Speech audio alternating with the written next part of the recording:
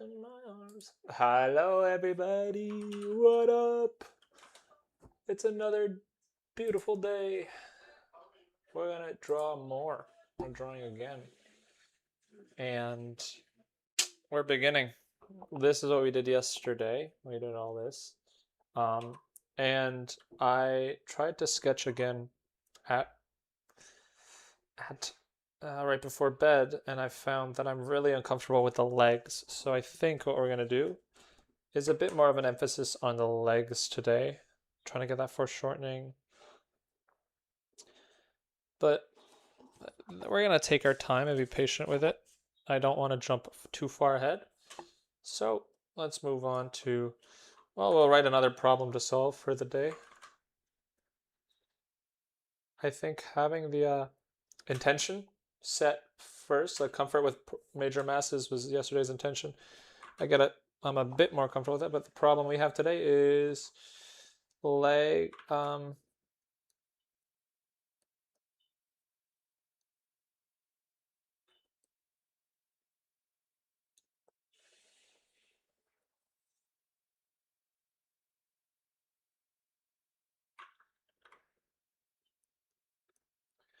So we're gonna work a little bit on the legs, not we're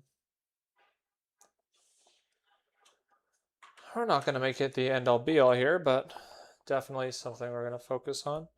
So feel free to draw along. If I read anything interesting, I'll let you guys know. But I'm low-key locking in and whatever ending. And I'm just studying up. So if you want to join, I'm reading Michael Hampton's anatomy book. I won't be making it so large that you guys can read it because I don't know, that feels like pirating, but anything important to draw, I will draw.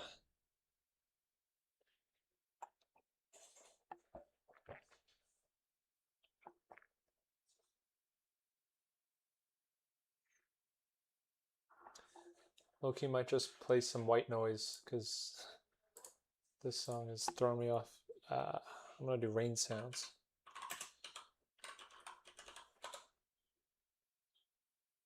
Heck yeah, rain sounds. 3 hours of rain sounds, love that.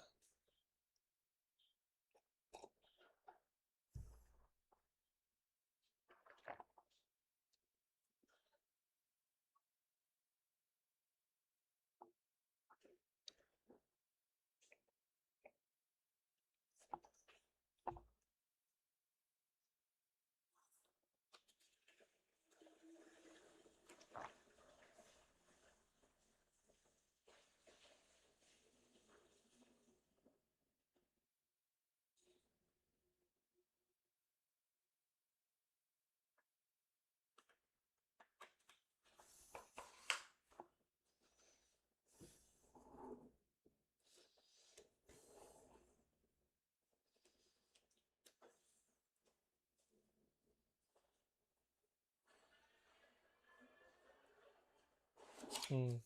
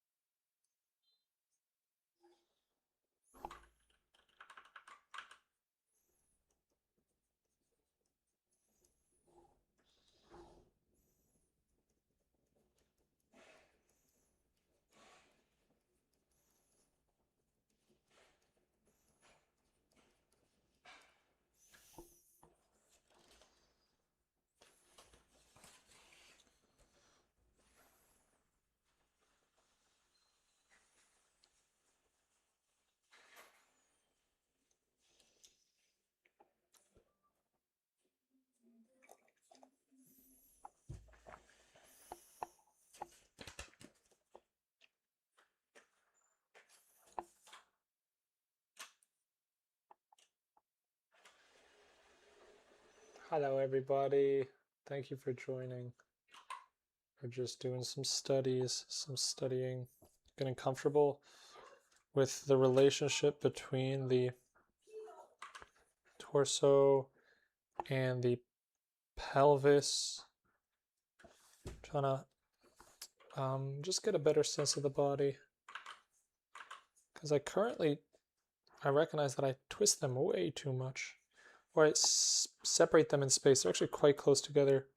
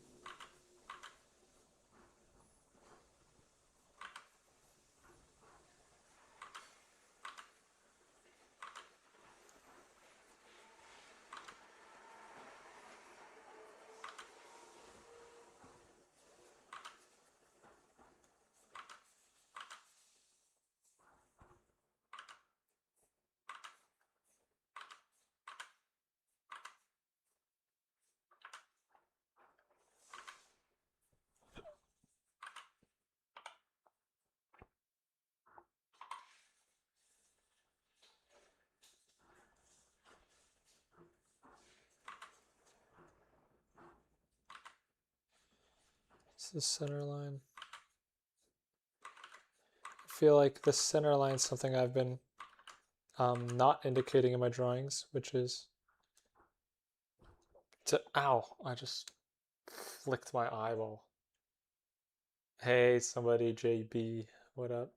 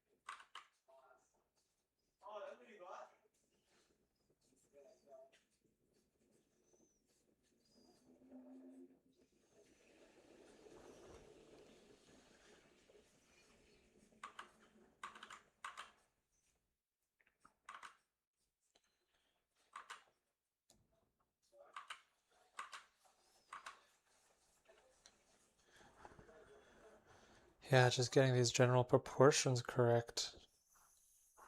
Who knew, man? My proportions suck. What am I drinking? About 4 shots of vodka and some mushroom paste.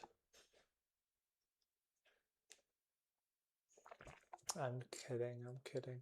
I'm just clip farming, guys. It's coffee.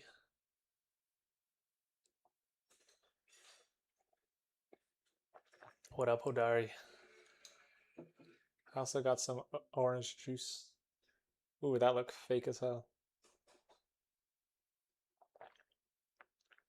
Let's get to it.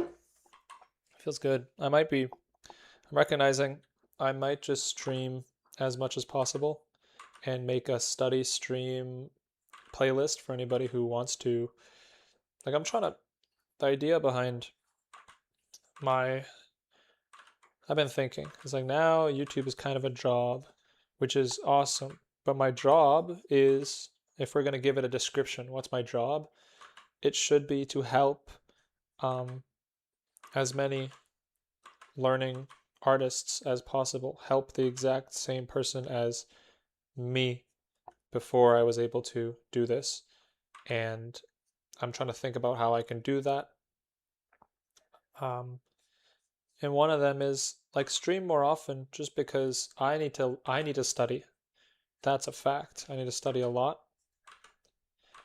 And getting on stream to study helps me because I lock in and I have a clear intention. And by knowing that someone's watching, I force myself to have a clearer intent. I don't just show up and start sketching in my sketchbook. It's like, what are we doing today? What is the point of the study? If someone wanted to join, what would they learn? And so I found that streaming is useful for me as a student. It's useful for students to watch and see an example, have a study partner, um, and it is the next thing I can help with on YouTube because I have these videos that speed up my process or give you basic tips or give you very fast 10-minute, 20-minute tutorials. But in the videos, I can say, hey guys, this is like a sped up version of what you should do if you want to watch the actual process. Every single study session is available. You can watch it in order. And that way you get the broad macro process that you can see sped up, and then you can go and actually watch it in real time and do it, and then pick up some things here and there, and then hear me yap about random stuff. So I think it might be useful to start streaming more often, just so everyone gets access to the information. And like you guys, let's say you don't have Michael Hampton's book. Well, at the very least, you can copy these drawings, and they are based on his book, so they should be somewhat useful.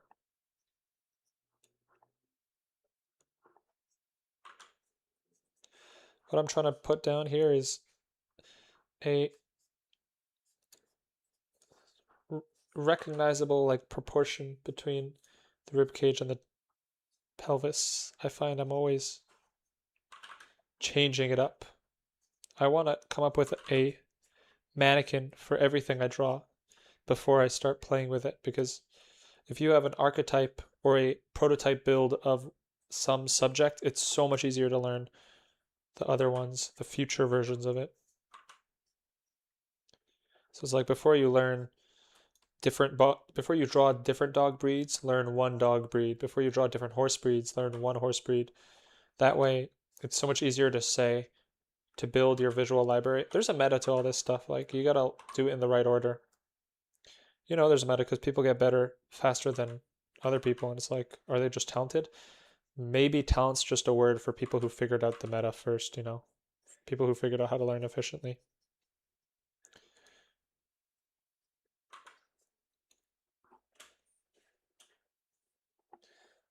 What's the book? I should probably just put it here, hey? I'll just put it on the... Let me add text. Add text. Add text. Can't have Arial font. Let's do Helvetica, bro. There's no... Let's do Futura. There's gotta be Futura. Futura bold, baby. Size? Let's do 22. Okay.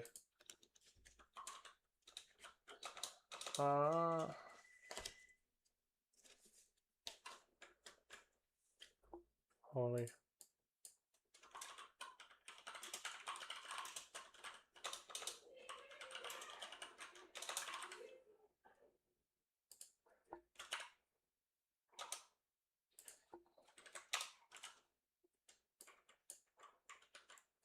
Oh no.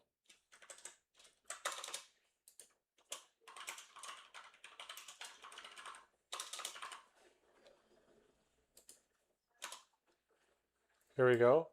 Boom! Look at that. Figure drawing by Michael Hampton. Whoa. This dude's legit. Look at that.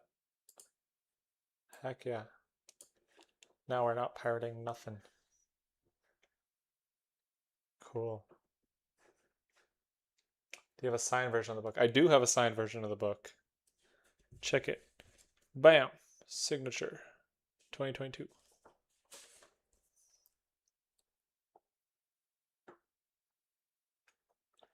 This isn't live anywhere else. Oh, happy birthday tomorrow, Gambit lover. Goat Kendra. This isn't live anywhere else. I tried to make it live on Twitch, but I can't seem to figure out how to get it to cross post.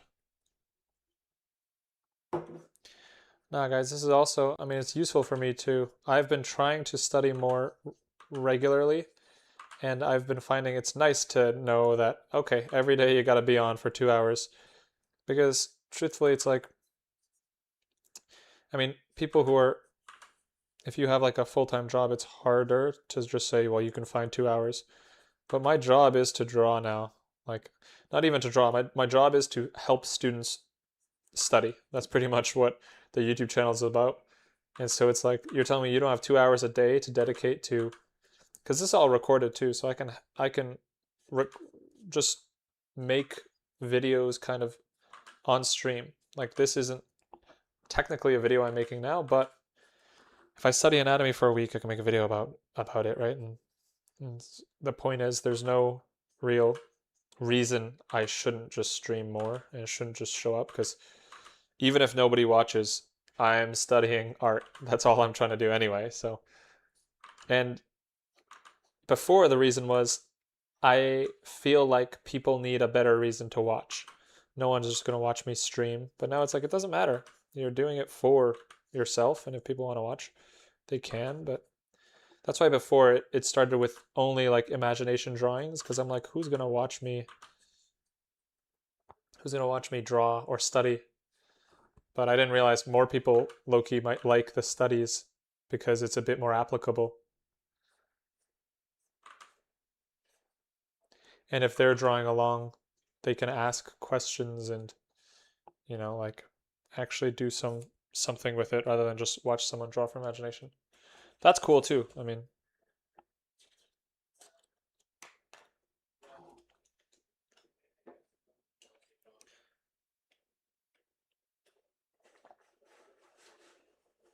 you can buy the book everywhere. Hey Krishna, what up? Hey John, what's the biggest thing you've learned so far from the book?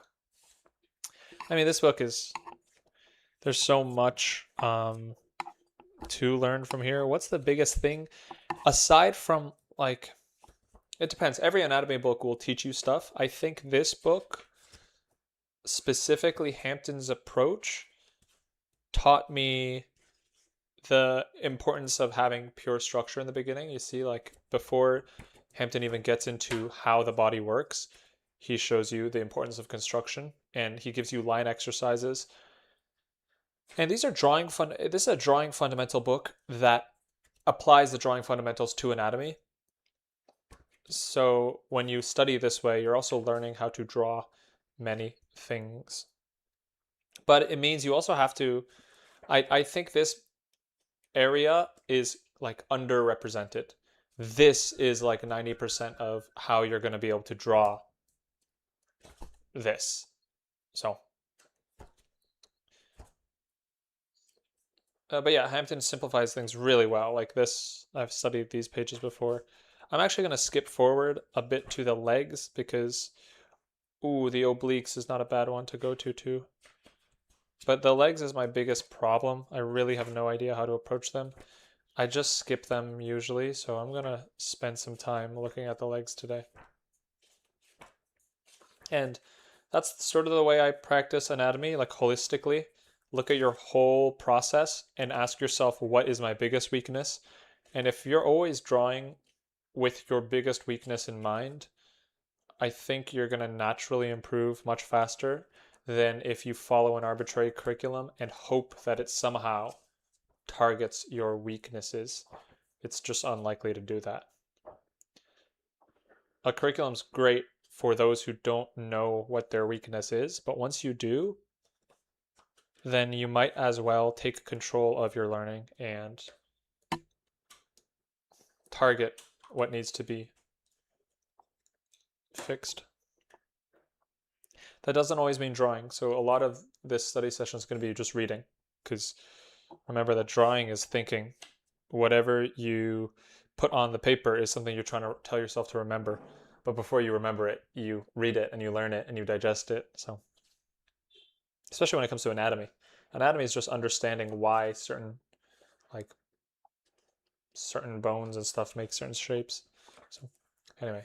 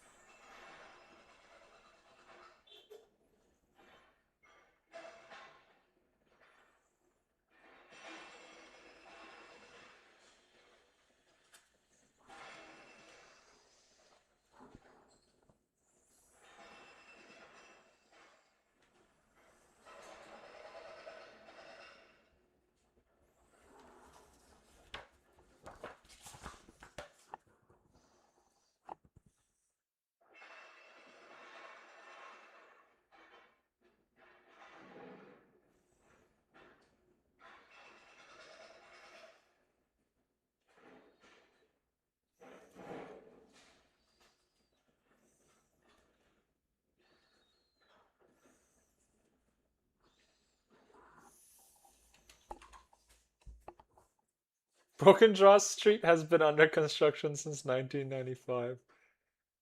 Legitimately, this shit is always um, loud, man.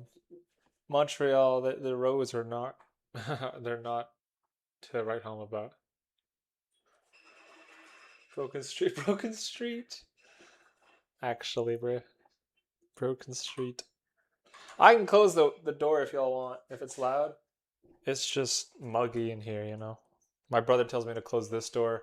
I gotta close that door. I can't breathe, man.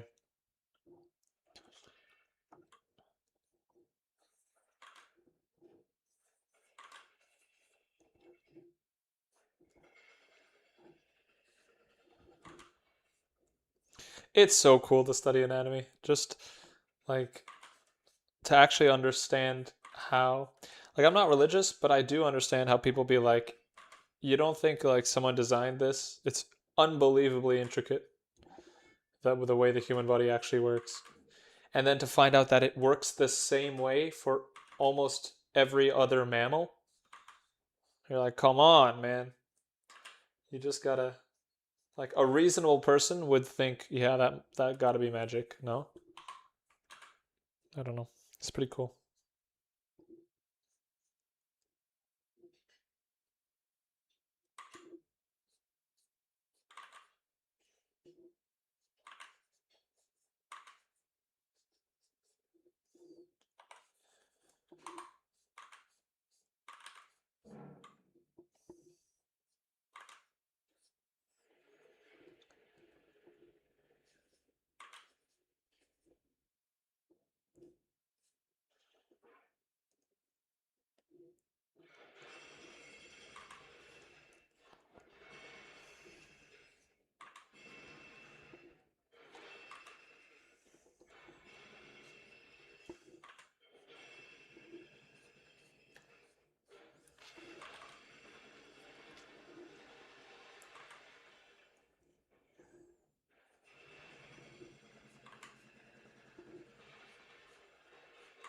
It's just the proportions of everything that I seem to slip up on.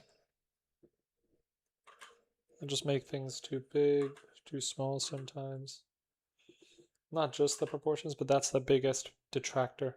I think across the board, I see why Peter Hamby's saying that. Like if your art isn't where you want it to be, it's something. It's always something, right? But it's usually not like high level stuff. It's usually not like your volume mapping doesn't look believable. It's like really early game stuff. Your proportions are off. Your shapes are not matching the reference. Those things will break your drawing before you even get a chance to build in construction or rendering or light, blah, blah, blah.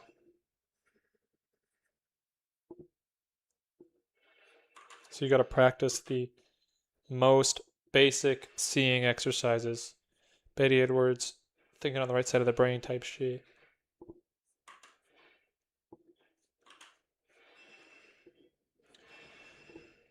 Because it's like, how do you think you're going to study from a book if you can't even match the thing the book is showing? Because before you can understand it, you got to copy it. And then if you're copying it wrong, that's not even copying. That's just wrong.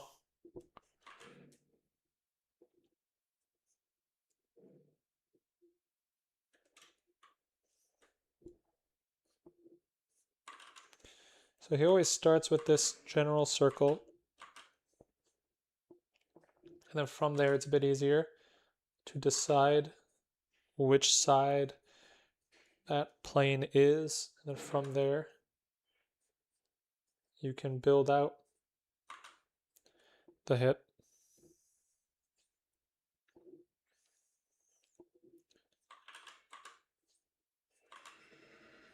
And then the bone. Now the bone is interesting. It's always tilted.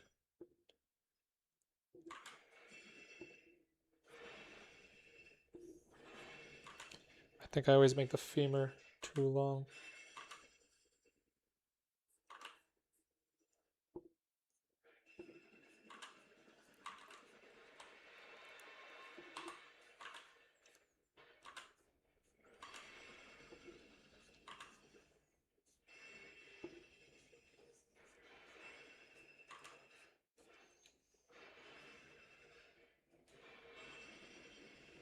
I'm still on the skull. This studying stuff really does work quicker than I thought.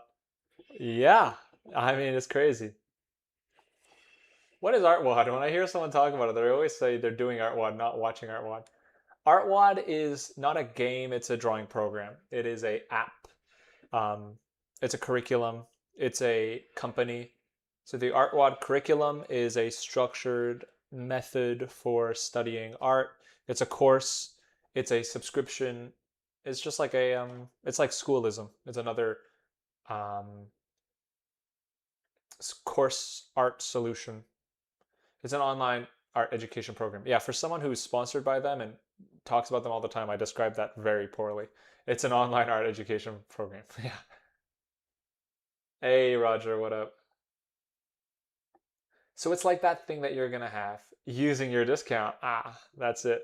It's not like the thing. It's not like the thing I'm gonna have necessarily. It's guided. It's on your own. It's has videos and homework, but it's not like a. It's more like a course that you work through for the whole year. It's more similar to that. It's not like an intensive class.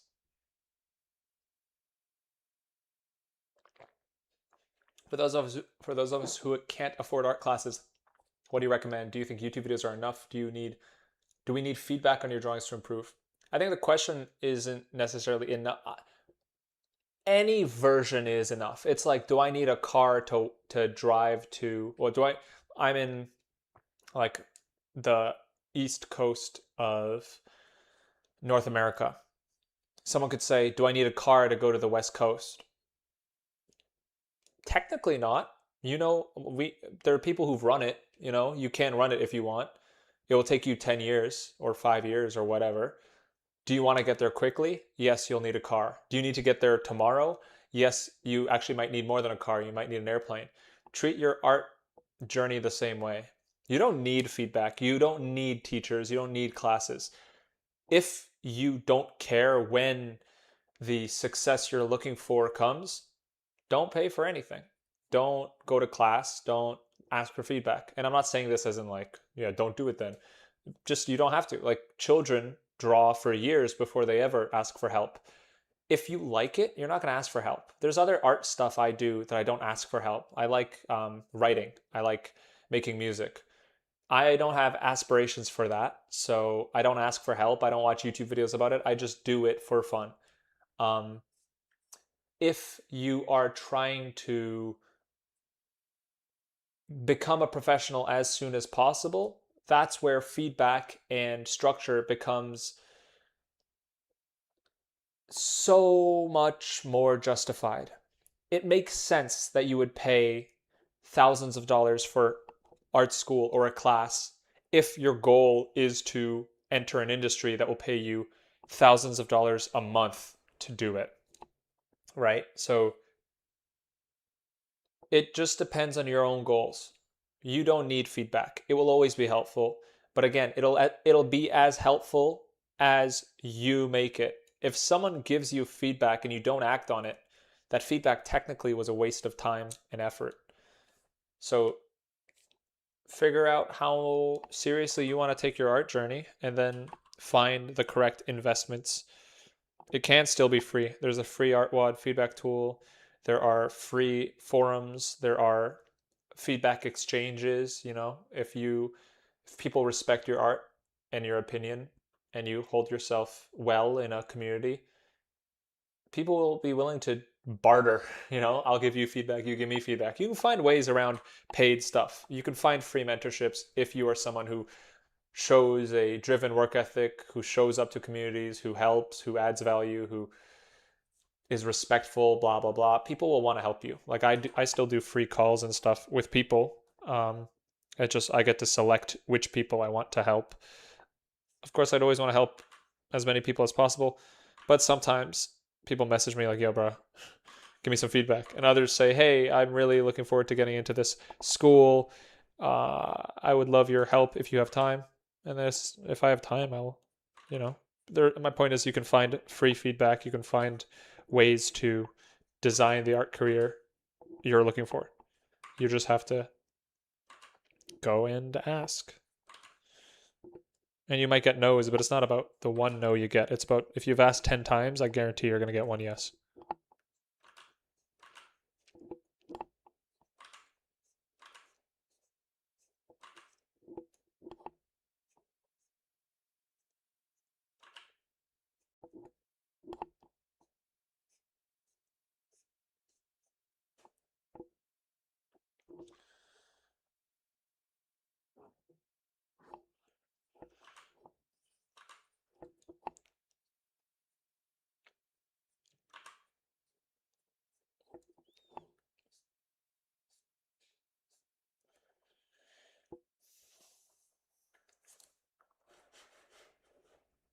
Is your long-term goal Kim Jong-gi level direct drawing? Just curious. No, not Kim Jong-gi level. My long-term goal is to, I mean, get as far as I can, but Kim Jong-gi level is pretty crazy. Like, I feel like I'm already, in terms of the feeling I want with my art, I already feel that way. I feel free. I feel um, free. Free is a good word to do it. Art is, at the end of the day, about authentic expression. I used to go back and forth as to why don't I have the desire to make artwork? Why don't I have the desire to illustrate? Because that's just not what my mind wants to do. I don't have that sort of expression, and it would be inauthentic to force that. I feel the goal is to continue creating what excites me for as long as I can. Some days that is making a drawing from imagination, some days that is studying, some days that is making a video, just going with whatever form of art calls me on a given day. That's my actual goal. In terms of art, I want to be taken as seriously and respected for the work as I can be. So I don't want to be a false prophet. I don't want to be someone who starts selling art classes and it only works to people who are worse than me, and the people who are better than me go, what a fraud, you know?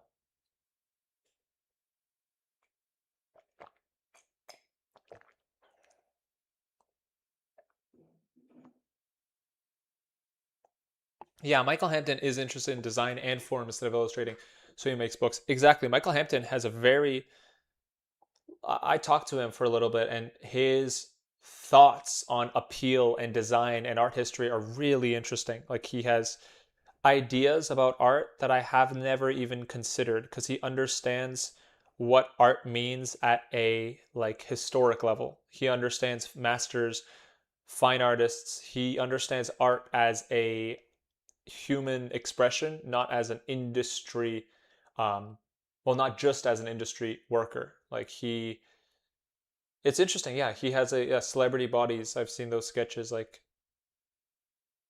yeah, I like how much he actually thinks about this stuff from a artistic level. Even though we look at this and go, it's a textbook. It's not. He's giving us design ideas and ways of thinking about the meaning of art in these pages. Maybe not in these pages, but in what he writes about and his videos for sure. And you see that from the lectures that he's posted of John Watkiss. Same thing, like deep design theory within the anatomy.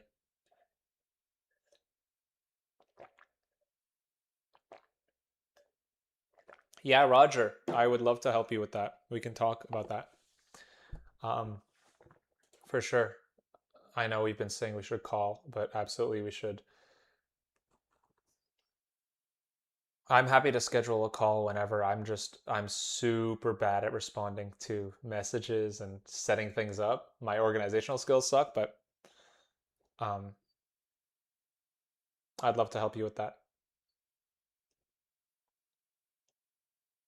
Yeah, because it's sort of a game. You just have to have the right framing for most of the stuff you're doing, and it'll naturally help.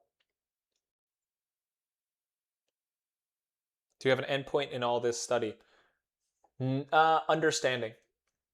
I want to. Part of it is I just enjoy the it's curious like I have curiosity for these things, but the endpoint for the study, I don't think there's an endpoint for the study actually. I think I'll probably be studying um, forever, because not like from a textbook, but like when you go outside and you do a study, like you draw what you see, those are studies. When you draw people's faces, I don't think I'll ever stop doing that. That's just so much fun.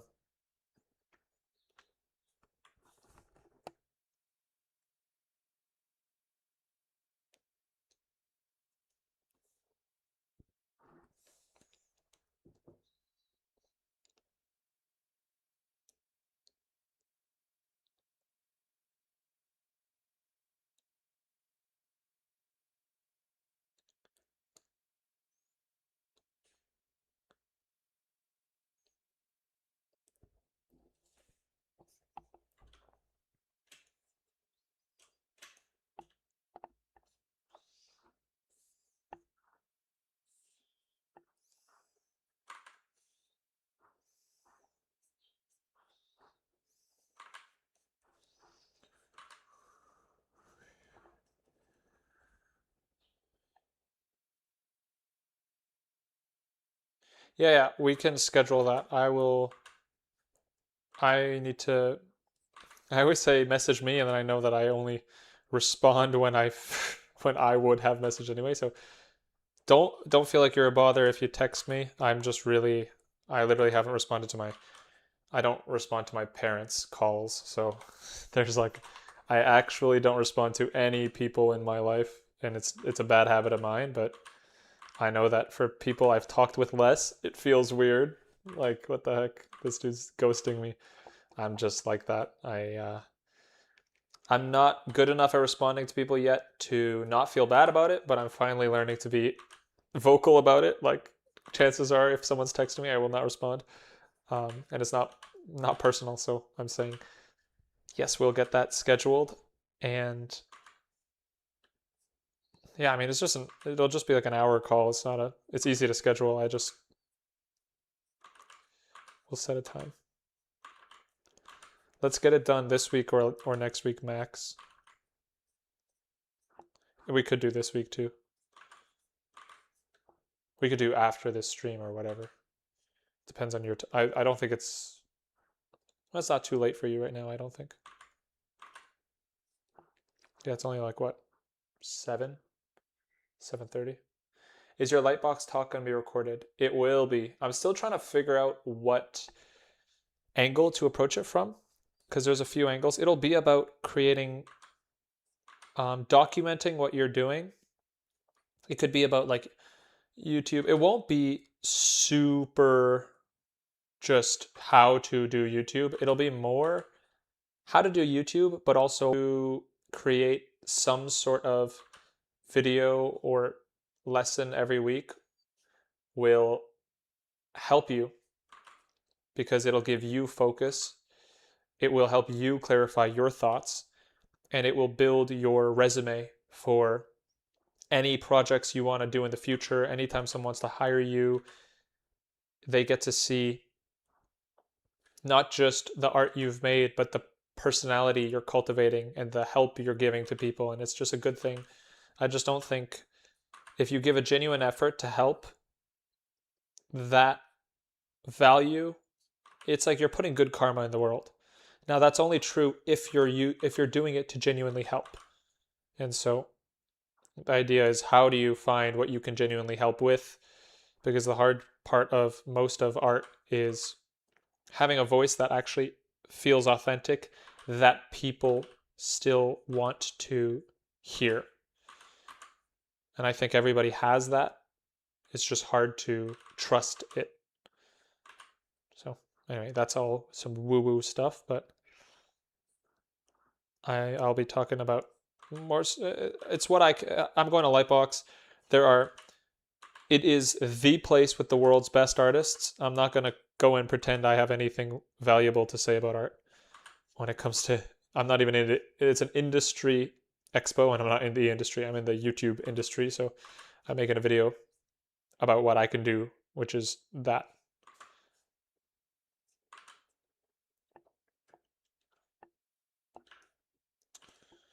I know my skills here, and it's certainly not industry level art.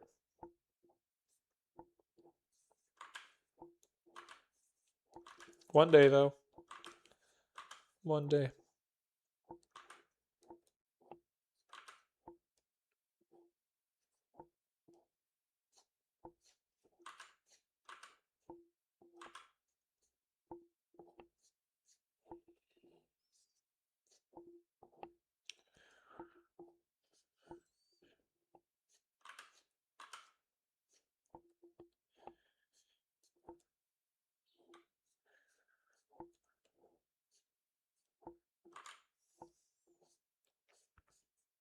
Something I'm remembering when I study is that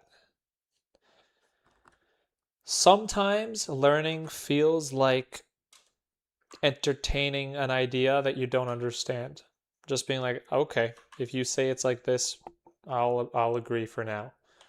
You can be skeptical when you're learning. You can be confused when you're learning. The realization is the end of learning. It's not the beginning. Right? We say learning is like, oh, I learned something when my behavior finally changed. I learned something when what I used to think is no longer what I think. But that's not true. That's when you finished learning. The beginning of learning is confusion. It's like there's stages of learning. And I think a lot of us give up without recognizing you're learning. You're just not at the, like, fruition yet. It's almost, it should be flipped the other way. It's like this. It's like realization is when this seed sprouts out of the ground, finally. But then underneath, you're growing all this stuff. And over here, it's like confusion. Confusion's usually the beginning. And then humoring.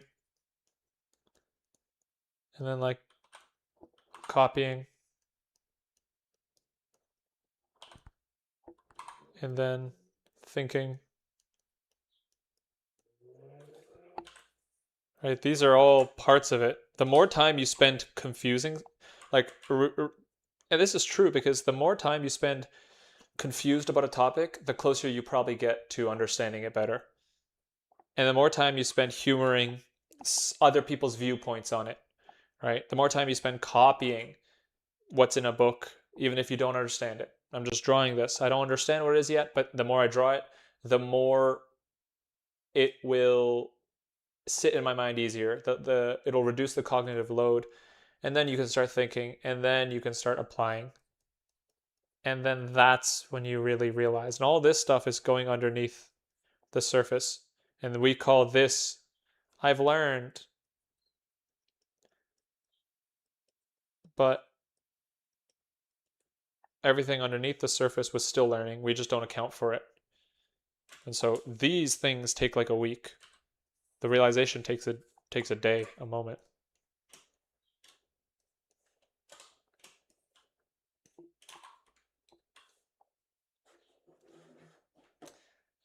Hey, Samuel.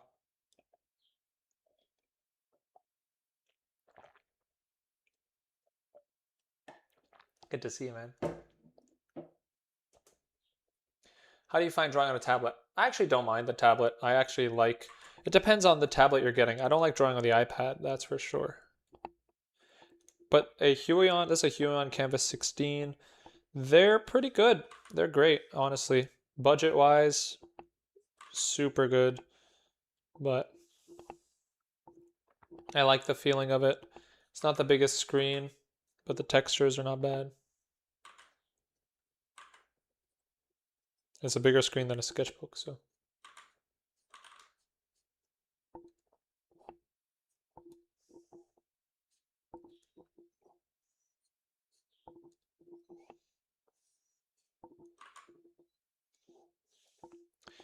This is the sartorius muscle, this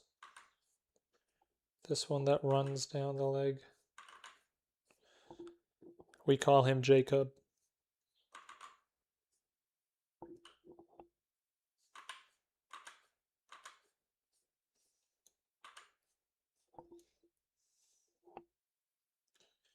Just meets that leg.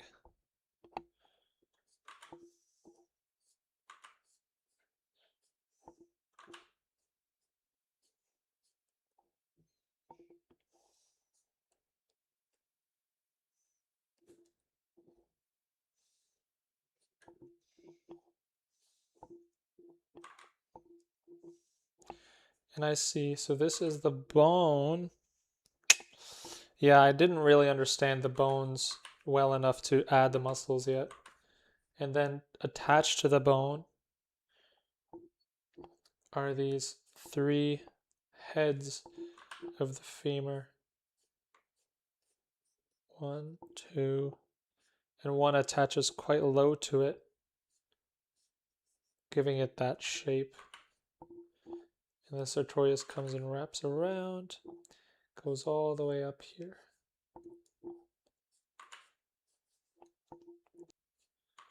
Inside leg muscle. And that's how the leg gets this shape. Because the bone's here, it inserts 1, 2, 3, and it has a little thing. And then this comes down. I see. And this bone is actually quite angled.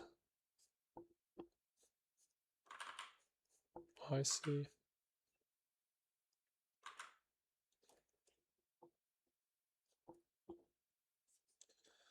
There is some crazy rhythm to the body.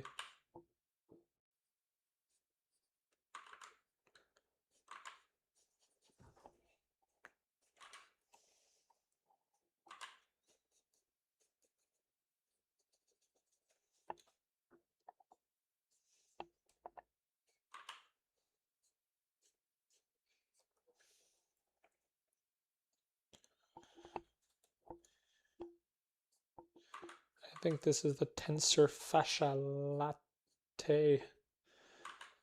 Sounds like a good drink.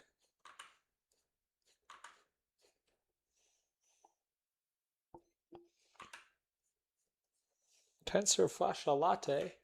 I just met her.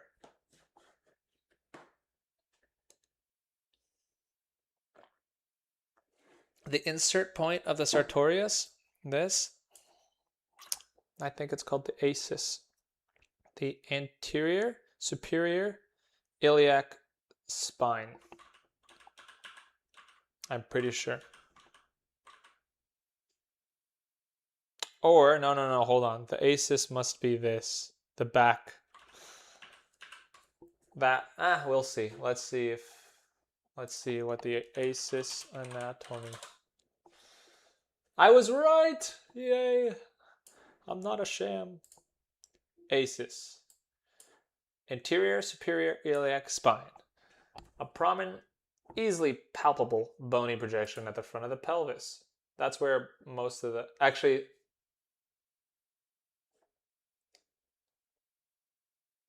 Is that where the... Yeah, that is where the bone muscles connect. Low key, we got some... Not the insertion? No, that's the origin. Oh, you're right. Bro, if you don't know the insertion, then you don't know the art, and that's facts. Cancel the lightbox talk. You're right, it's totally not the insertion. It's not the insertion, it's the origin. The insertion, would that be the tibia or the fibula? The tibia. Yeah, it's the tibia. Goosefoot. I don't know about no goosefoot, but I do know about goofs. Goofs in my chat. And it's me. I'm the goof. Okay. So I bent this knee a bit outward for some reason.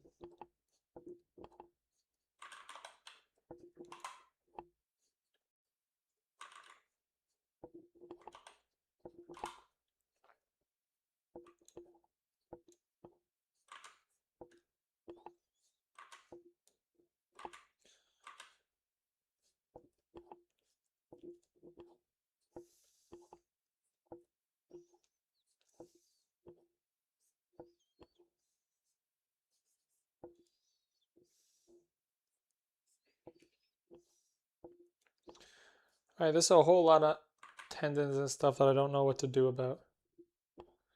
Like, how many muscles does your shin need, bruh? So one that wraps around so that you can turn your foot. Okay, we'll give that one a pass. That one actually is like an A tier muscle, does a lot. I tend to turn my, yeah, stiff ankle, you roll your ankle. But this guy's on the job. But then the other guys, they're suspect. I don't know what they do, but can't be as important as rolling an ankle.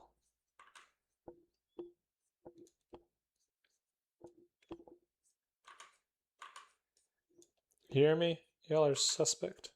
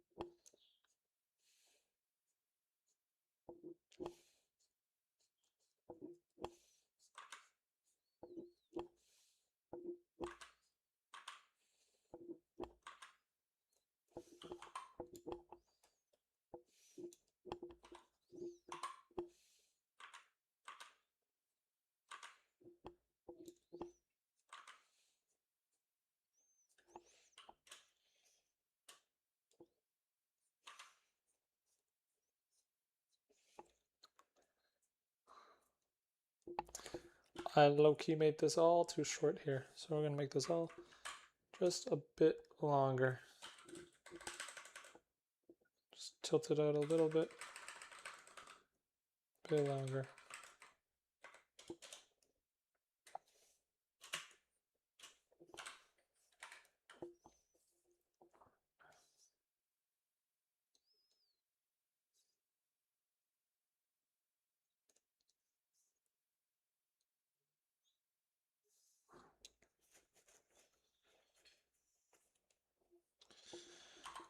So all these muscles, they just lift the leg. They contract and pull this joint up.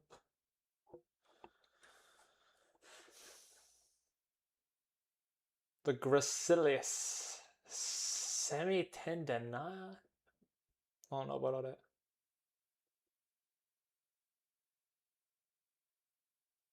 Cancel the talk, Lamau.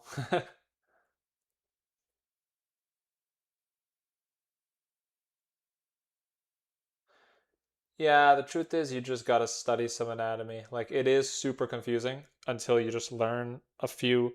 You gotta learn the broad function of the muscle. So first, I think if you're gonna study anatomy,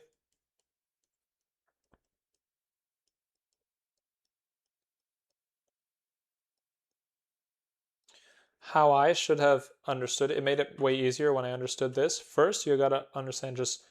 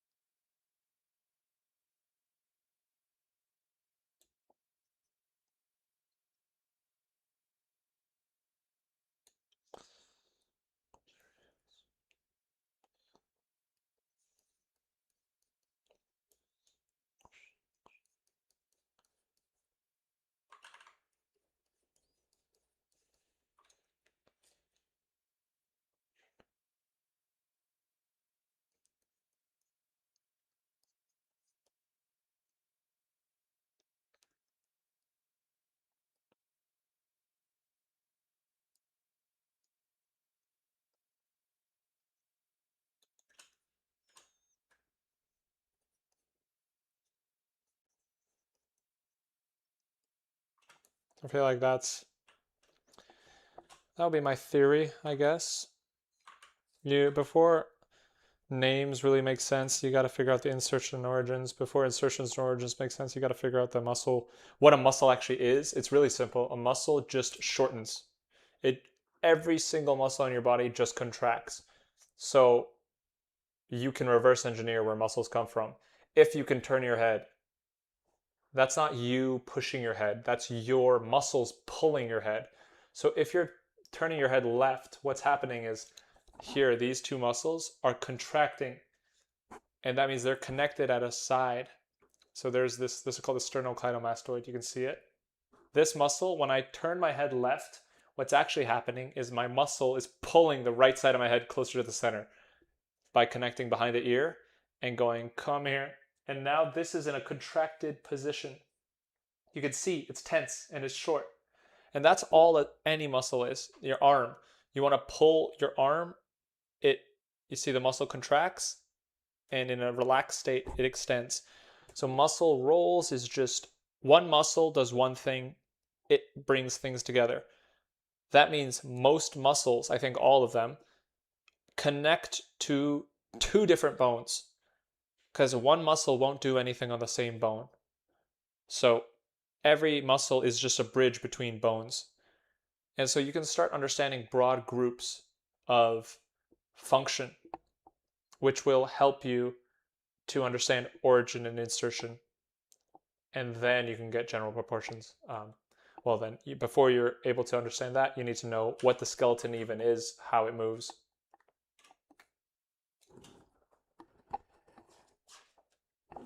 That's why I wore the tank top today. Look at I'm huge. Nah, I low-key been completely neglecting physical health. Hitting that shrimp pose every day.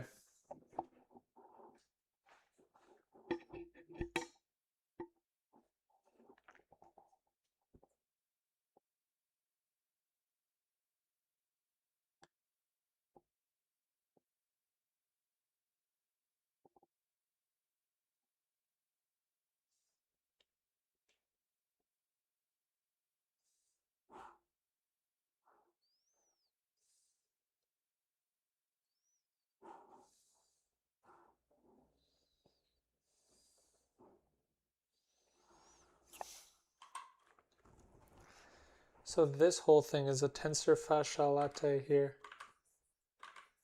This whole circle that goes down and connects to the side. All of this tensor fascia latte.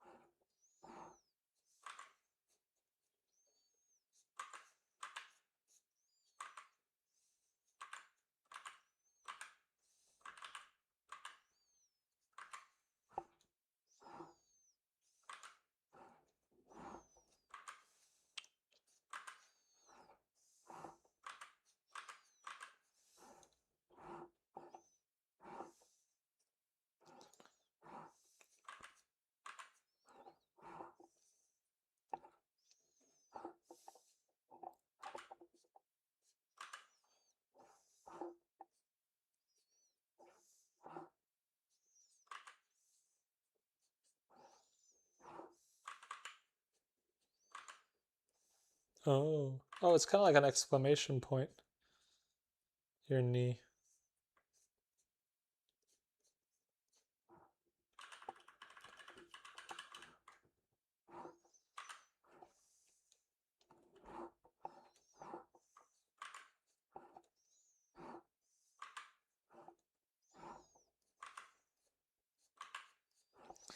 I was told this area is like a donut. It's like if you can draw a donut, then the three parts connecting it, the gluteus maximus, medius, and tensor fascia latte, all slot. And then it's like a wrench. It's just like down the side of the leg. Like that. This is from art school. I low-key forgot how that works, but something I do remember them saying.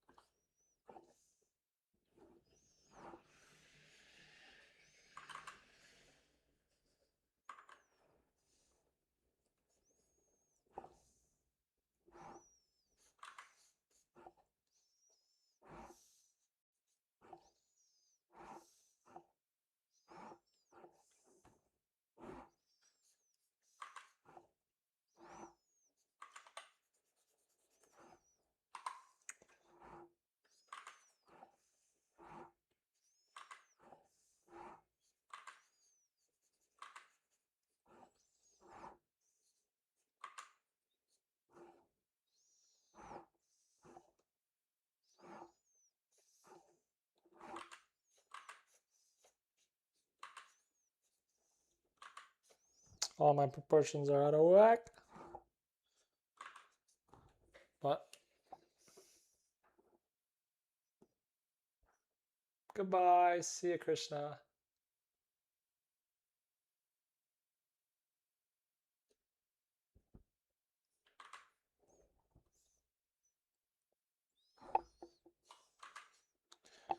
Make that way longer.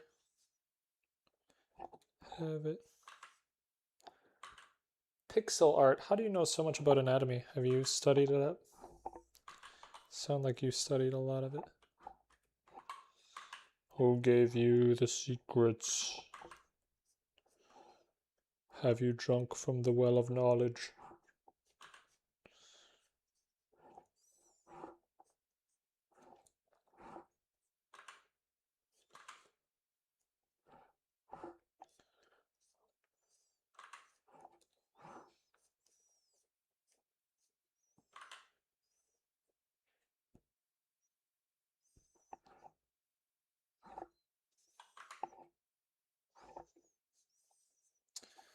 So this is definitely looking kind of cooked. Low key, but it's alright.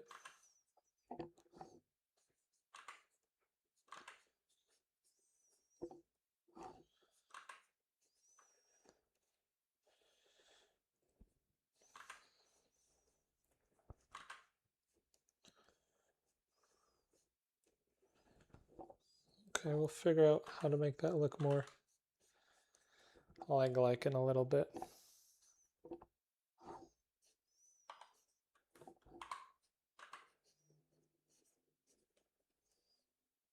Studied it a lot. Also like memorizing names. Oh, you are seeing my stream. Lol. My bad. Here, boom. Whoops.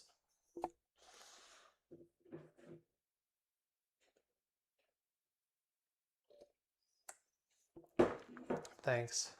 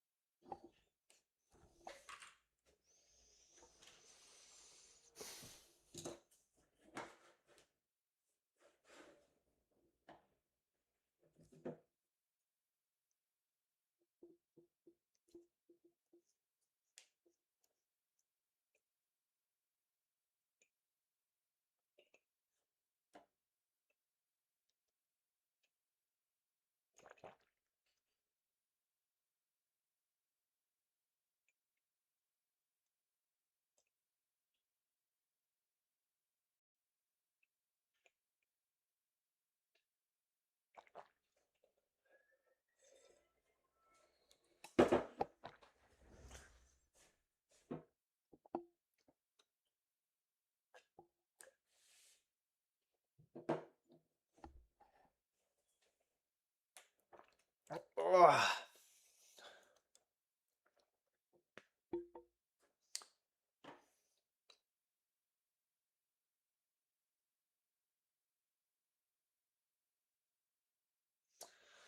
I always catch these late. No problem. We're just studying some leg anatomy. Just doing some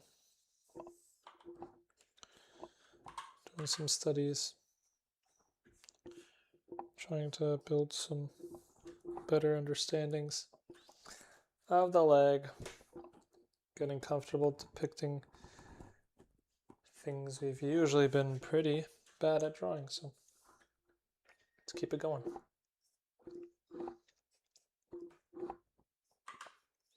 The idea with these studies is you draw from a book until you think, I'm taking nothing from this, there's no new knowledge I'm gathering. It's time for me to try to discover where I can apply these ideas. And then next time I come back to this book, I'll have more problems and it'll solve them for me at a deeper level. So I'm just copying everything that seems relevant. And I'm noticing now, it's like, he uses the box to dictate the side plane. Look at how it basically has this box. And y'all don't see this in the drawing, but here, this drawing. He starts with a box, and then the underside of this leg is defined by the edge of this box. And the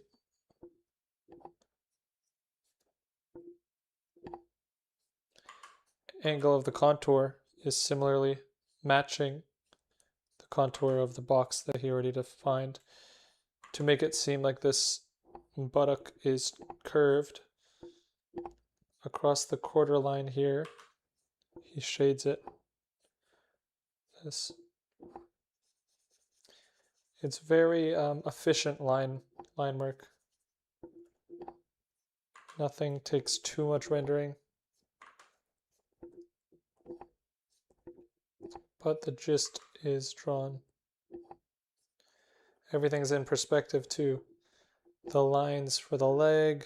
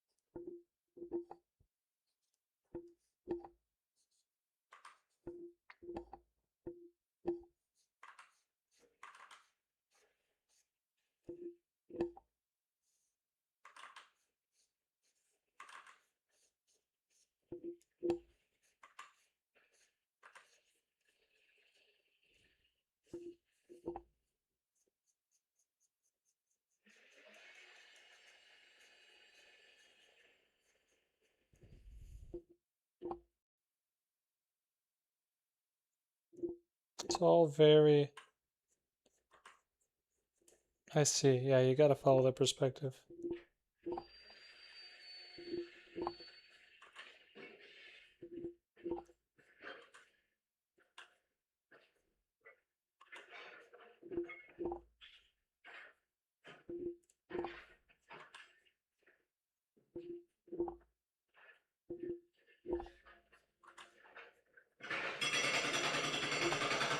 That's an actual jackhammer.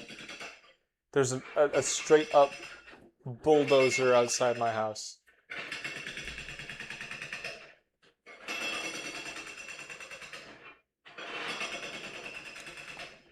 That's an actual bulldozer. Let me show y'all. Let me see if this camera works. Not bad.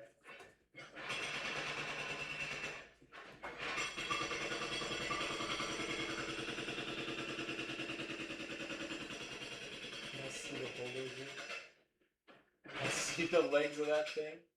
Over here. It's a bulldozer, bro. What am I gonna do? I'm trying to drive, huh? Whoa! Hello. Hello. Hold on, let me get you guys right.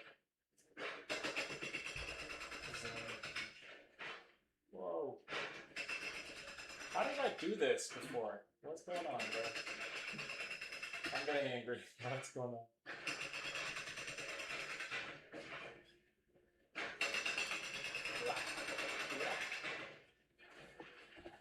And we're back. Perfect.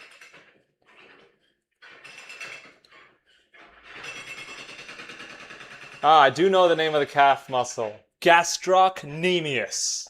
Because it sounds like a forbidden Harry Potter spell, bro. Harry, how dare you cast gastrocnemius in these holes? How dare you?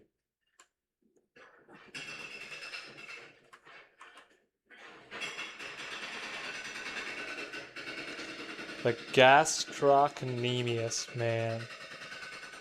That's some crazy, crazy work. Whoever named that was really trying to be extra. Bro, it's a calf. Can you keep it simple? No, no, no. The plebeians must not learn. Hey, Gabriel Robert. How long am I gonna be streaming? Yo, the book name is right here. Like it's on the screen.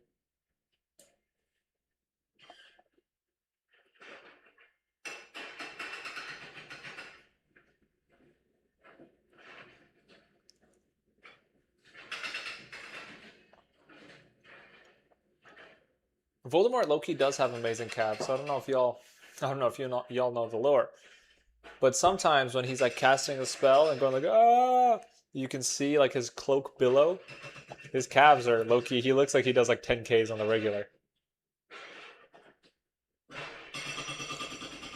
I would venture to guess that Voldemort probably has good like lifestyle management. He's trying to accomplish some big things, you know, and that doesn't happen if you don't wake up early, hydrate. His skin's pretty good. He probably has showers daily. Pretty sure he's a driven guy, you know. Morally questionable. Pretty productive though.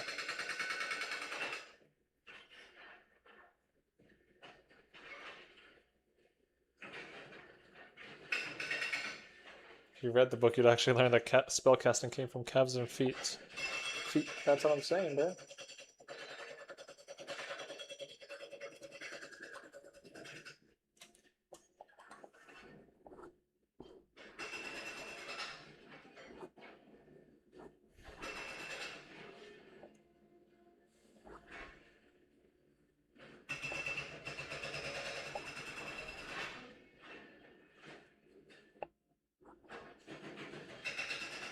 I know that the knee bone is called the patella. I know that much.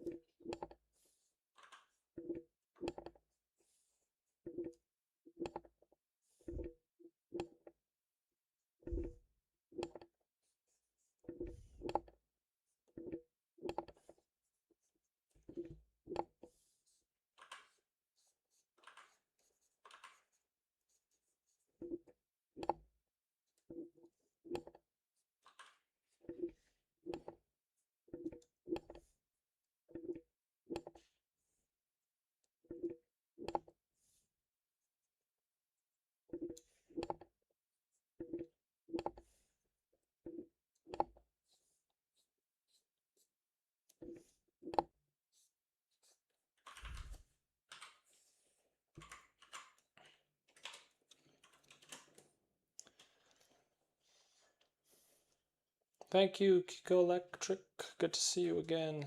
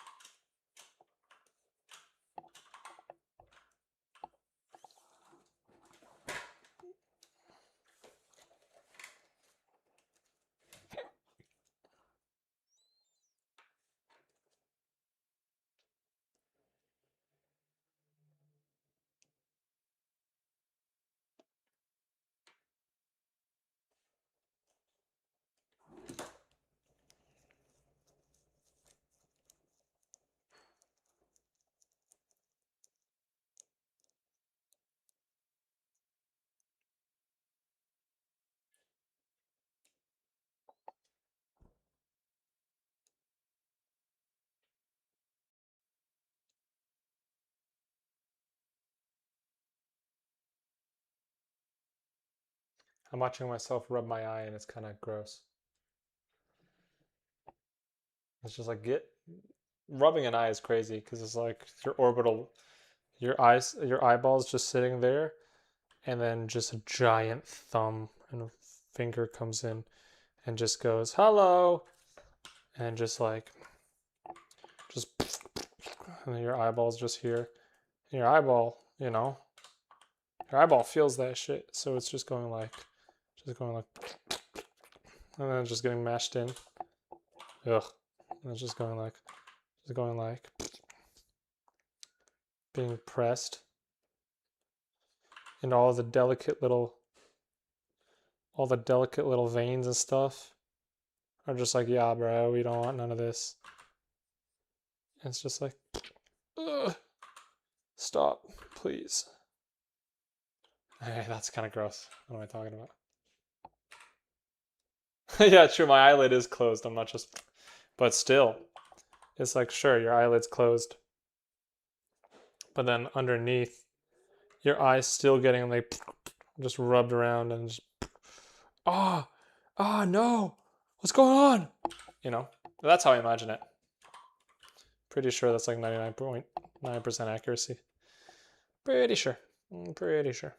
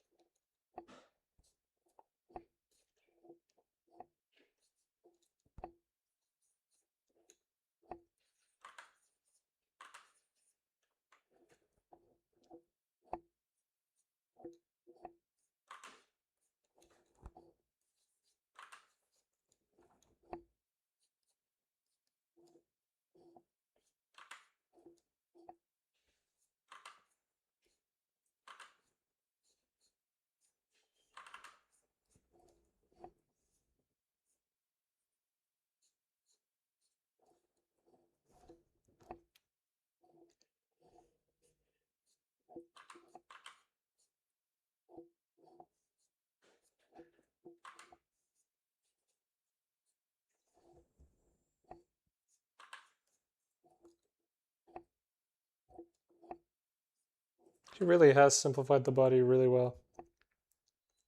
Like simple forms with the correct hatching and low-key see why this is one of the most popular anatomy books of all time. These are pretty good. Broken jaw.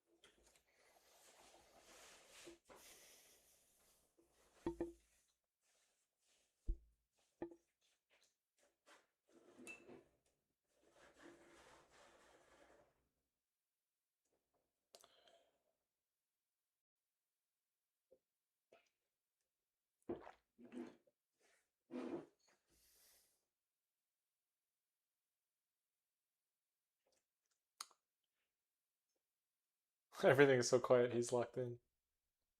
Pituitary. Aw.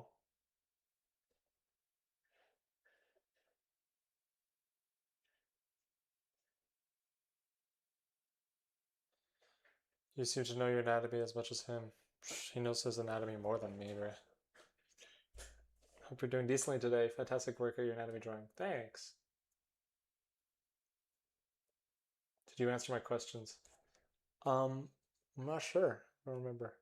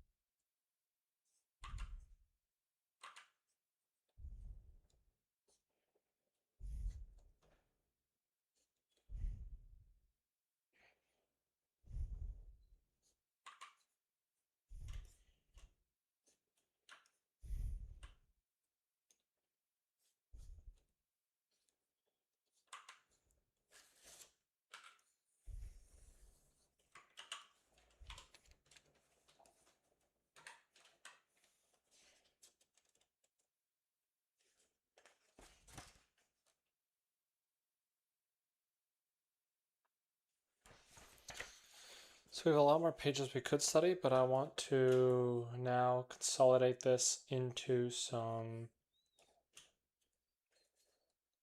life drawings. Posture checked. What? Thank you. Thank you, John. You I appreciate that. Hey, listen, for $10, you're right. I gotta but you can say that for free, you know. Thank you for the donation. You're too kind. Thank you, thank you, thank you. That's crazy. Posture check is crazy. Hold on, let's see. Thank you so much, Sean. Legend. Let me send a like on that. It's crazy.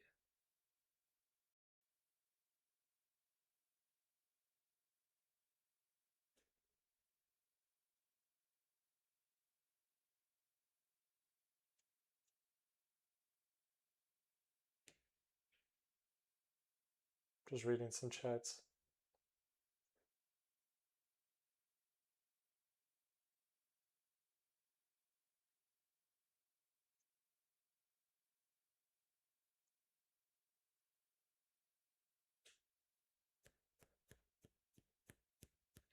Yo, this is some high level conversation. I'm not understanding any of it. If both hemispheres of the cerebrum are enlarged by a few nanometers, part of the medulla oblongata. I know about medulla oblongata from a Kanye song.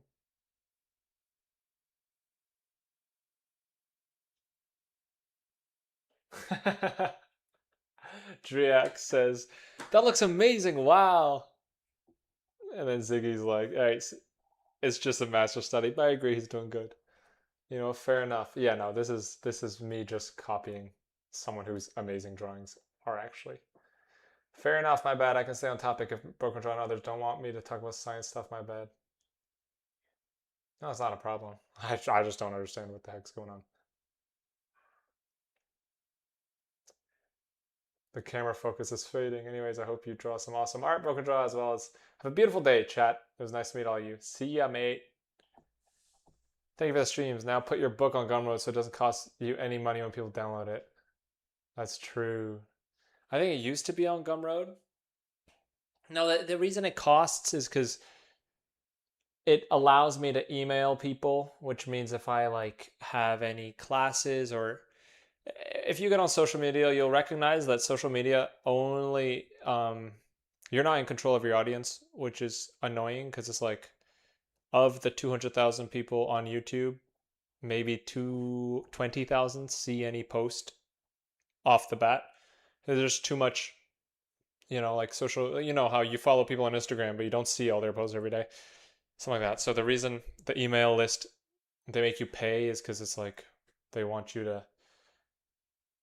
It's kind of annoying, but having stuff on Gumroad has that same problem where I can't see the people that download the book and stuff like that. So there's like benefits and detriments to it. But anyway, I'm gonna come back. I'm gonna pee. I'm gonna come back and do some of this. Let's do some breakdowns, baby. Some of these. Some of these. Some breakdowns. Oh, that's cool.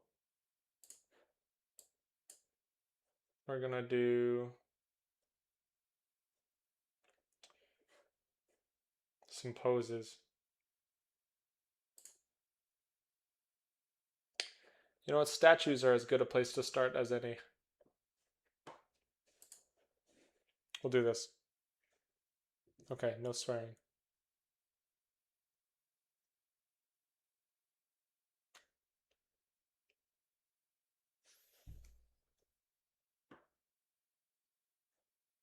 Let's do this. That looks great. I'll save these to a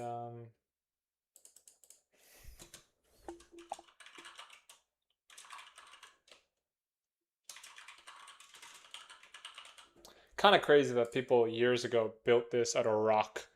Just like, yeah, no, we understand anatomy. We got it. We'll take it from here. Boom.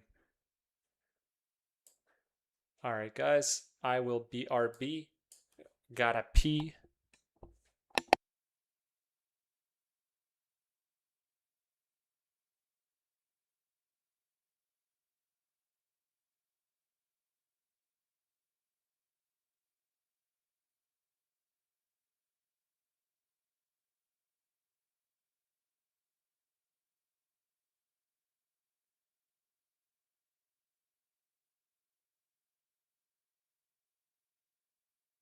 Oh lol, I was muted. All right, BRB.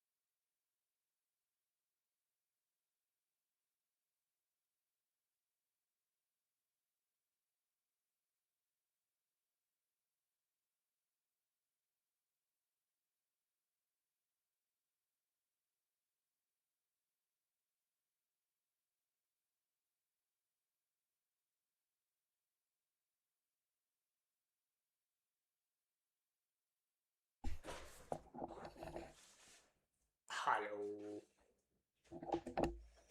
Cheering is very skilled. Gotta give it up. Chair. Cheering is crazy.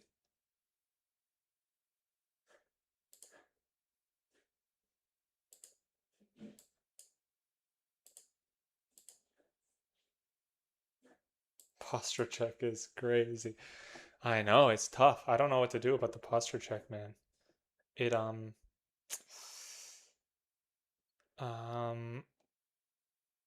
I got caught in the doom scroll, my bad. Posture, yeah, what can I do?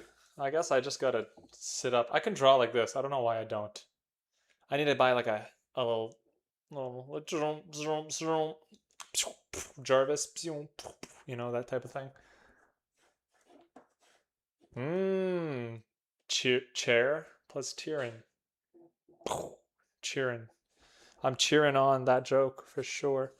Okay, let's do some enough jokes, enough goofs and gaffs. Are we comedians or are we artists? Let's get locked in. Draw some bones, bruh. Let's draw some. Let's break this down right quick. Let's see what we can do. So there's a head, tilted upward. Boom.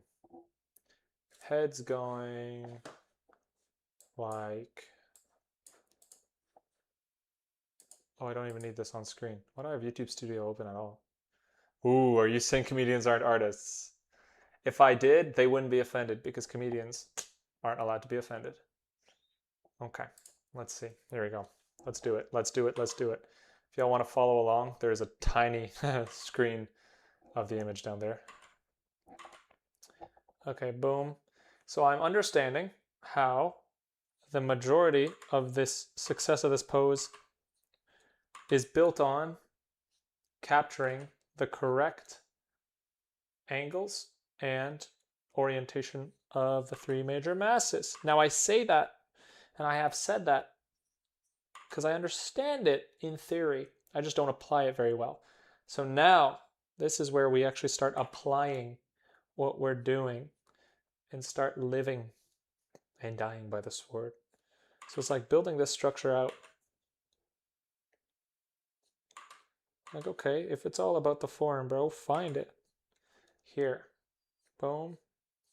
Boom.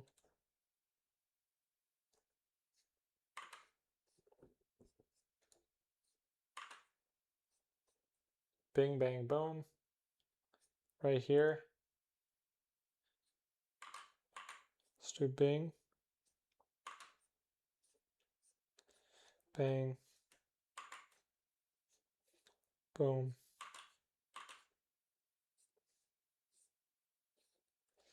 Right?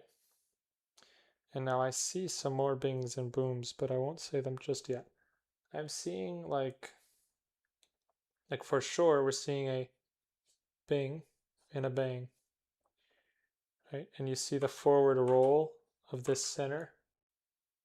It's like we're getting an extension of the belly here. And it rolls up like this. What to do with this information, I am yet to be sure, but all I know is we can add the neck. And the pit of the neck is right here. That's for sure. Right, I'm gonna erase what I drew there. That is just a lot of mumbo jumbo for no reason. Boom, boom, boom, boom, boom. Okay, this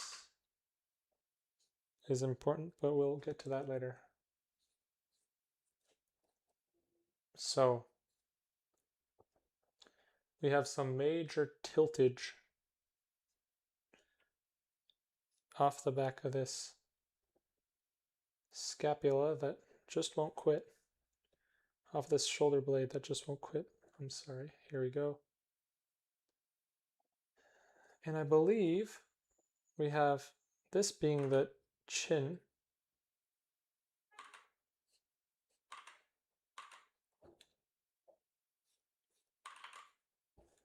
At this angle.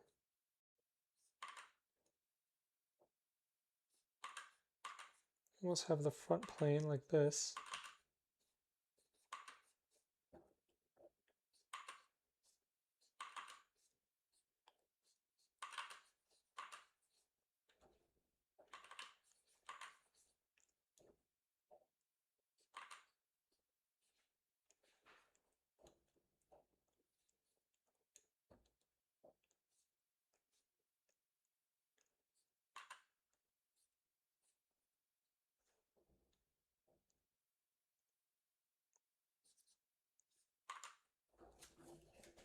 We'll figure out the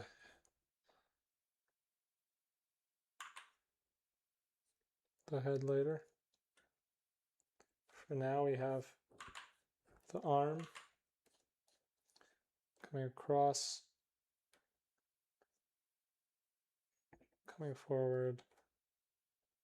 We have the leg coming through. We really do get to see where the bone comes through. So the bone goes like, and down the center of this pelvis,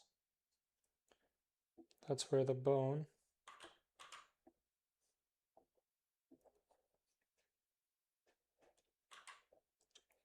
extrudes like that. So from here,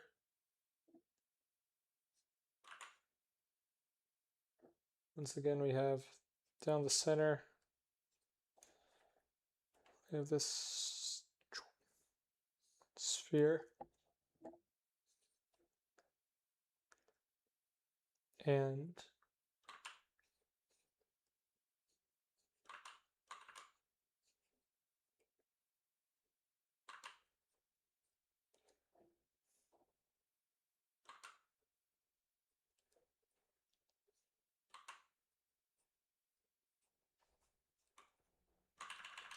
that's the knee bone, the patella.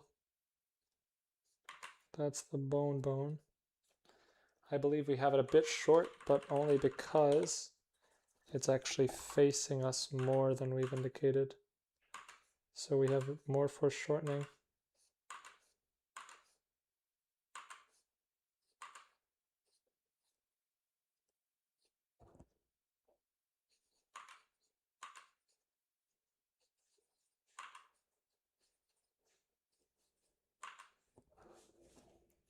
Like that.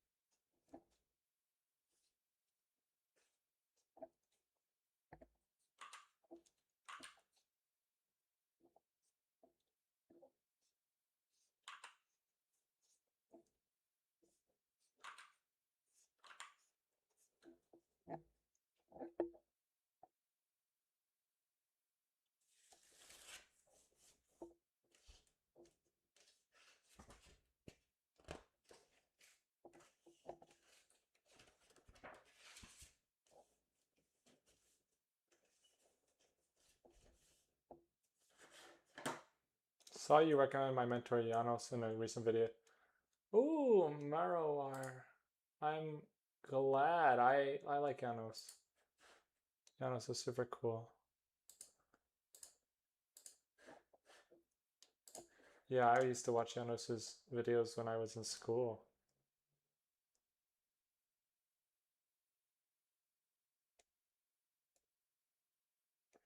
Have you seen that guy who made a timed Pinterest reference app? Him and I are good friends, actually. Him and I call every week. Yeah, Masa. I like Masa. I don't live anywhere near my favorite content creators live, and whenever they announce a stream, I wonder what the 12. Yeah. Yeah, I stream randomly too. My stream times are pretty up in the air. I'm recognizing it's nicer to do it in the morning. I have more energy. Once it hits about 8 o'clock, there's nothing like I am pretty out of energy.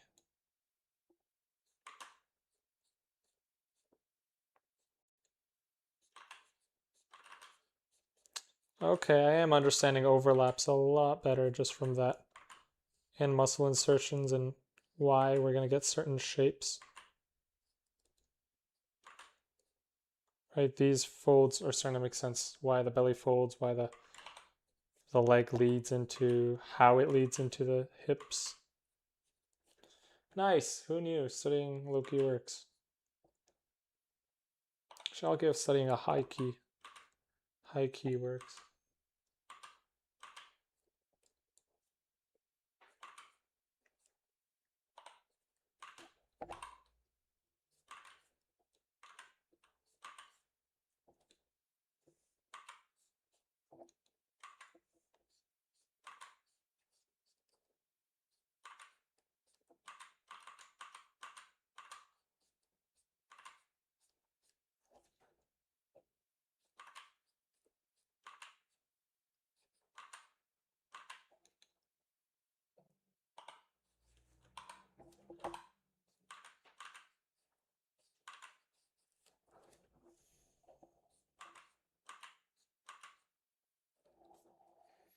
Okay, I'm not going to get caught up on the details here.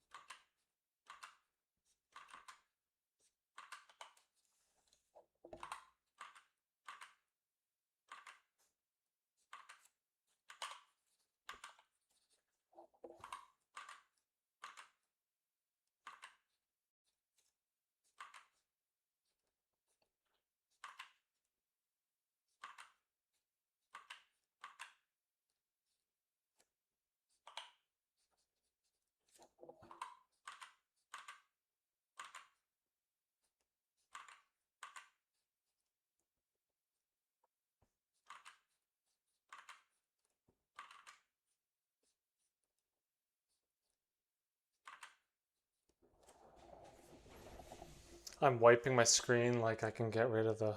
Okay, the head's at a different angle than the reference, but that's okay.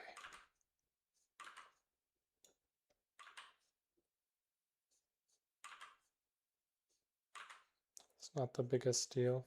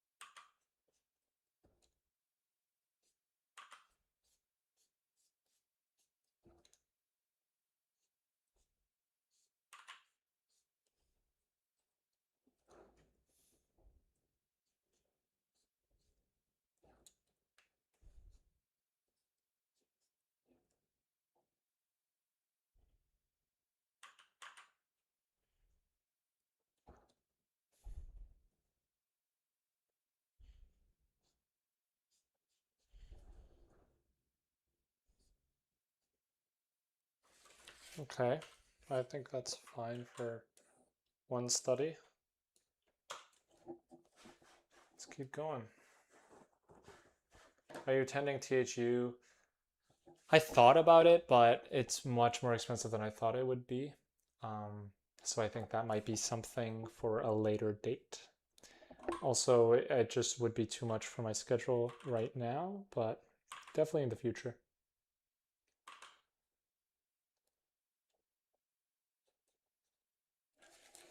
When things aren't so busy, perhaps. I know it's not every year that you get to go, so. But I do want to make sure that when I do go, it's when the circumstances are right. I would love to. Ooh, this is good. This is interesting.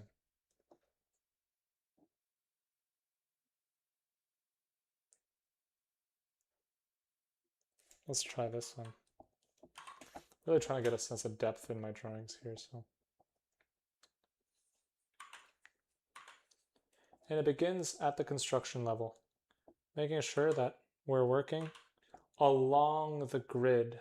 This is something Athoro is great at, and I'm not so much, not quite so good at. Working along the grid, right? Boom, there's a grid. Once you put the T line down, there's your grid. Start building everything in perspective, right? I can already put the grid down knowing that this relationship translates to the relationship between all the perspective lines. That's what consistent convergence is, right? So now that I have this, I can try to imagine the line between them and give myself a healthy sense of proportion here. Put down everything in relation to the grid.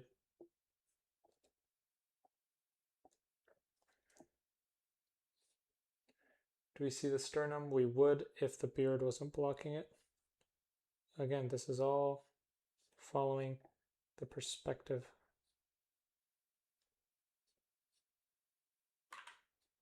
Here, meaning this is the form we would see. Give myself the shoulder girdle.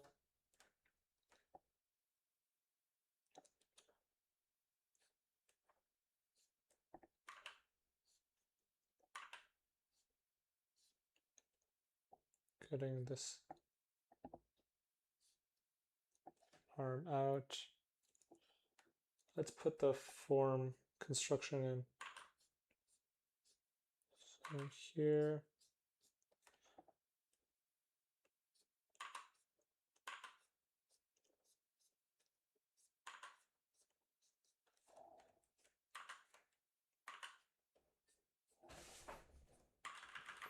I'm thinking about posture check.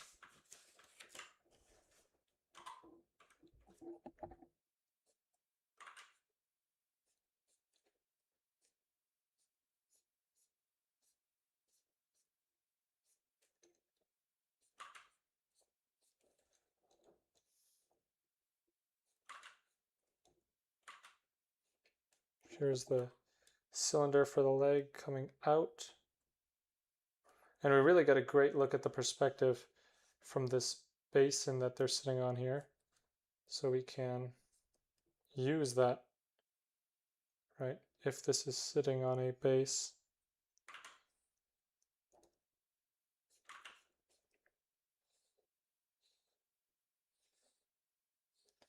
that base is going to be in perspective. And if this base is in perspective, then the thing it's on will be in perspective. My perspective is a bit more severe than the scene we've seen, so I'm adjusting my lines accordingly.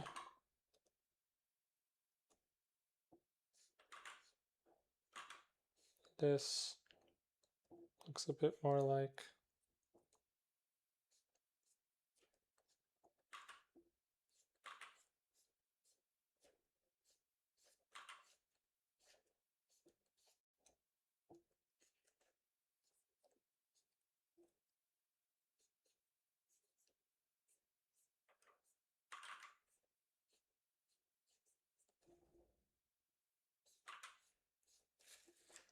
this.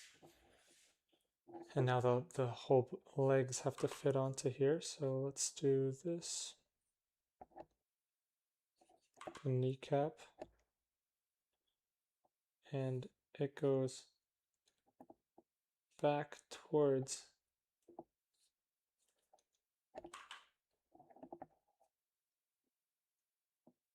this and meets the floor here.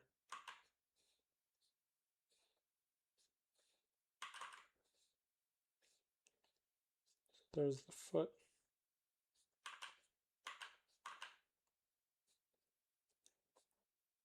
There's the base of the ankle. There's the circle. And that's the pose. Now, zooming out, does that look correct? The knee looks a little far out, but this could also just be the muscle and the bone. I think the muscle would make that this sort of shape. The bone is making this sort of shape.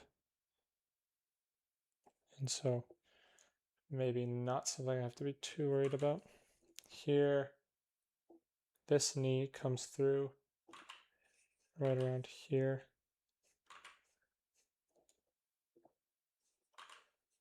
We see the bone and the shin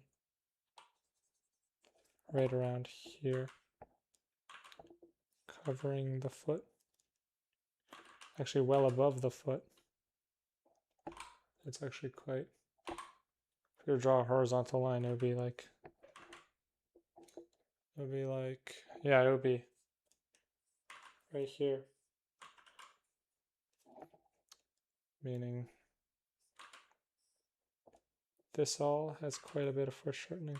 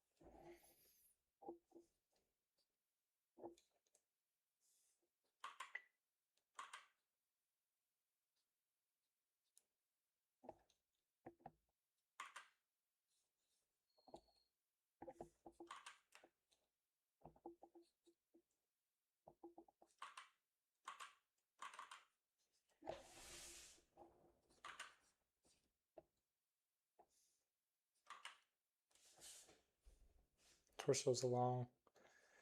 As I said, I tend to make that mistake.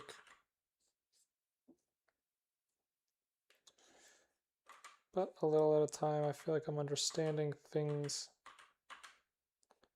better, able to see the mistakes that I previously wouldn't have. This knee is coming at us way more than I've actually indicated. It's more like this. Much more flat in the front.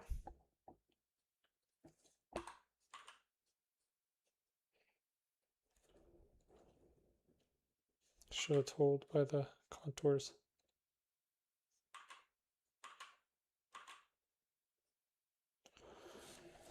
But it's just about building this slow understanding.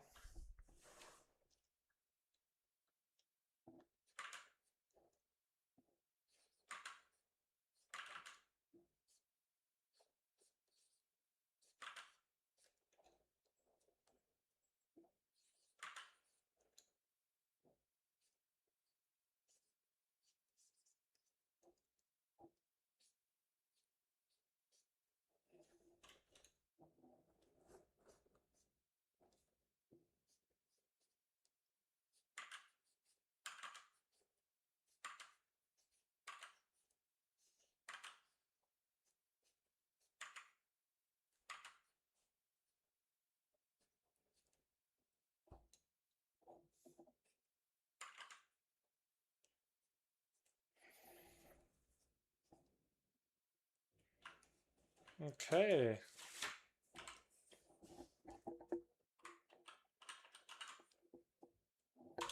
Let's do one more and then we'll call it a day.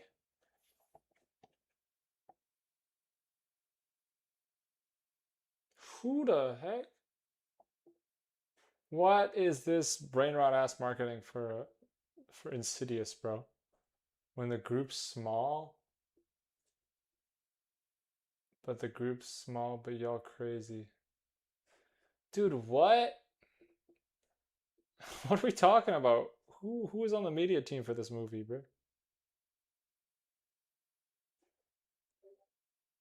Ooh, nice pose. Now I think a Loki might be advanced for us. This moving pose. But that's nice. I do like this. That's nice too. Hold on, we gotta save all these. I want to do this one. This one kind of got some gusto. This guy cooking low key. Let's really try to push what we're seeing. I think we're being a bit too conservative. You know? Like, let's push. Oh! Like that. Like, oh! Son, who let the admins roll with this? Uh-oh.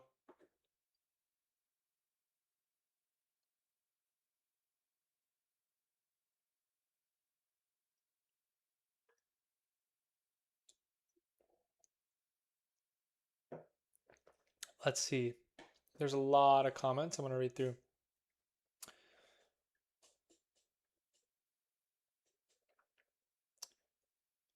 Hope to see you at THU. Me too. Would love to go to THU.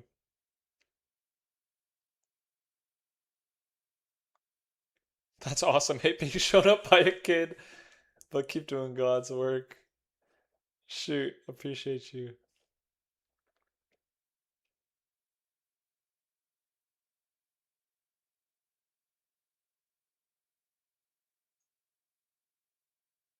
Hodari drop spitting game on you guys. Y'all better listen up.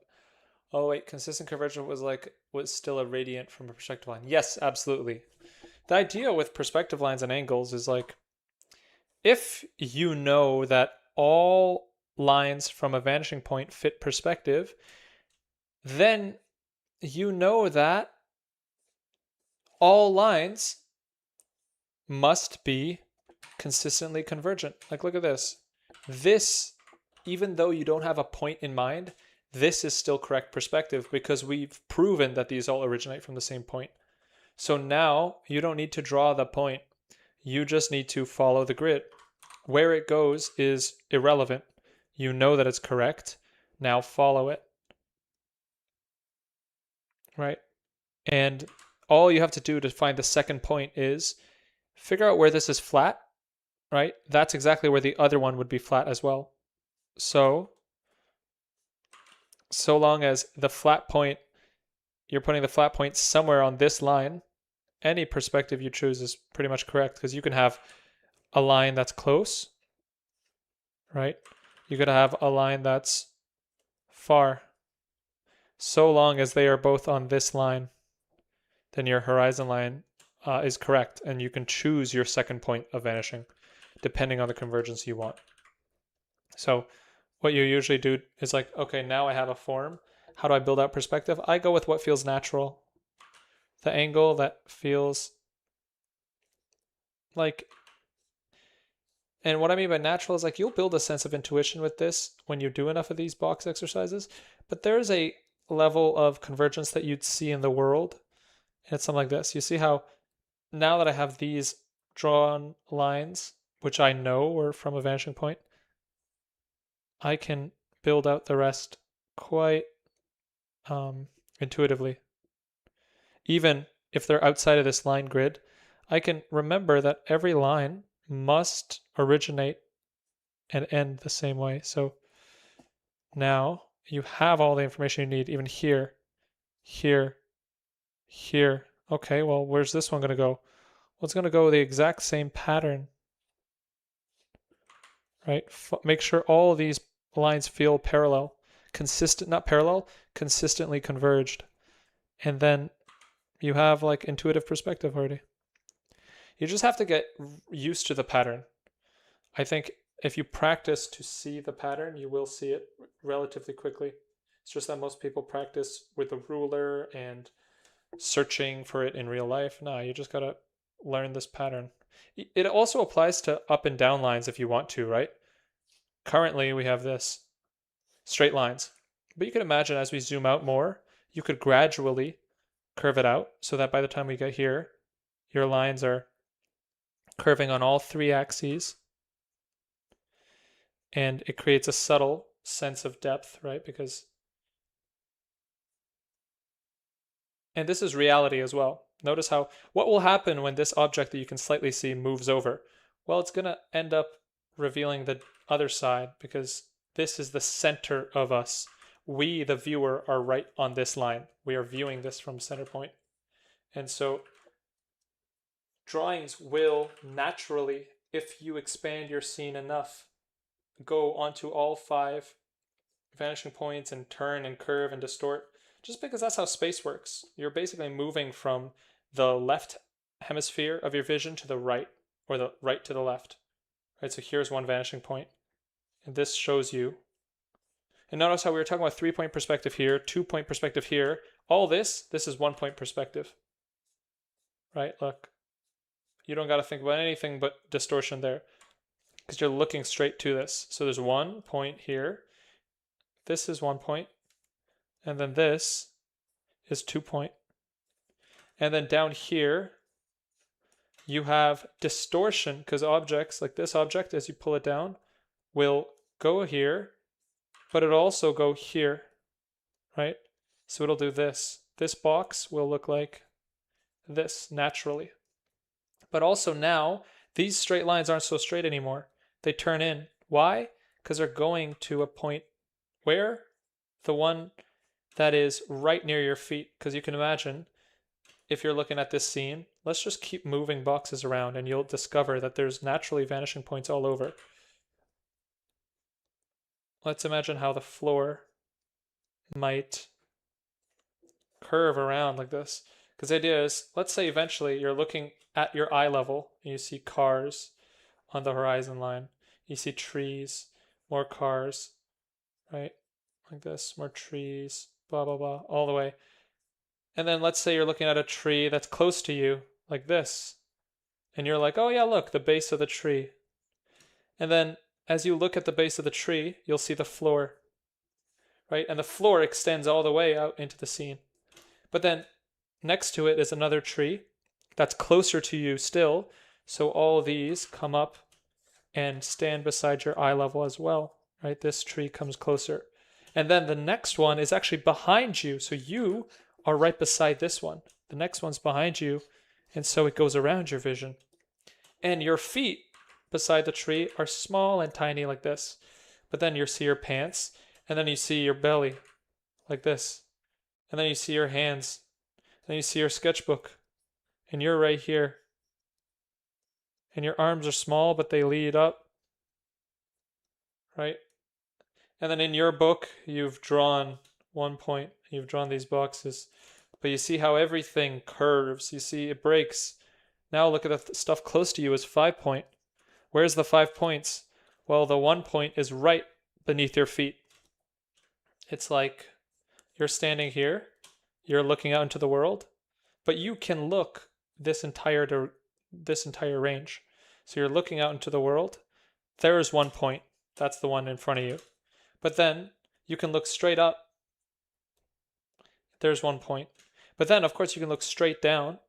There's 1 point. But then you're not just looking left and right, up and down. You're looking left and right.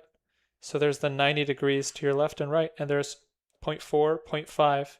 These are along the axis. So in our view, on the horizon line, there's 3 points. Each of the points represents 90 degrees of vision.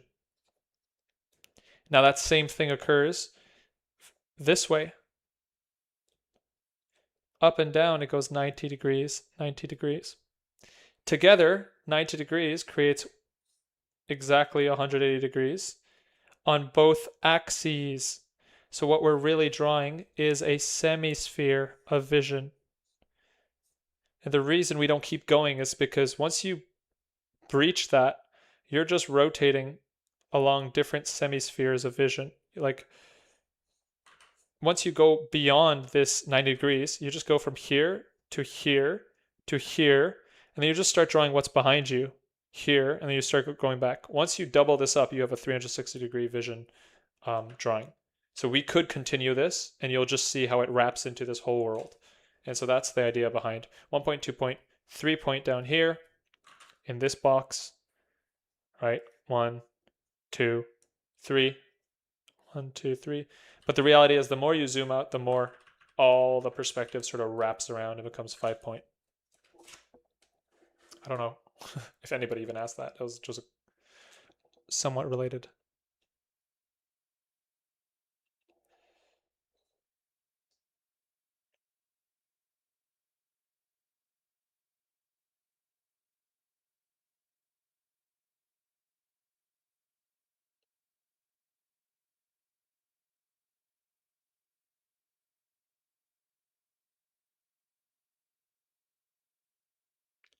Hold on, there's a lot of...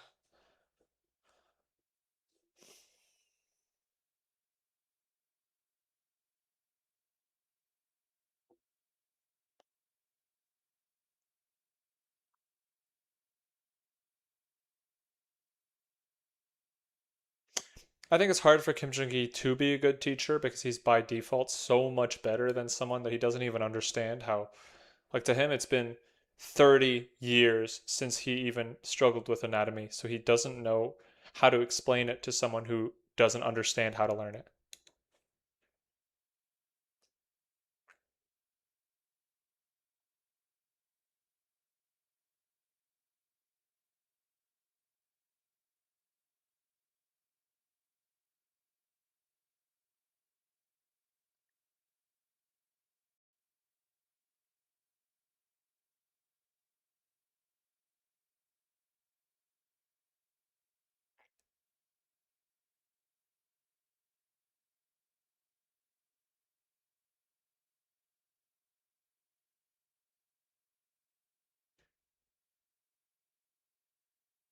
This has to be fat shaming. Yo, bro, is that a green screen? What do you mean? What's the green screen? I don't understand. This thing behind me? Chat, a long focal length is just like cropping a wide angle lens photo, fisheye for example, and expanding it to the original without losing quality.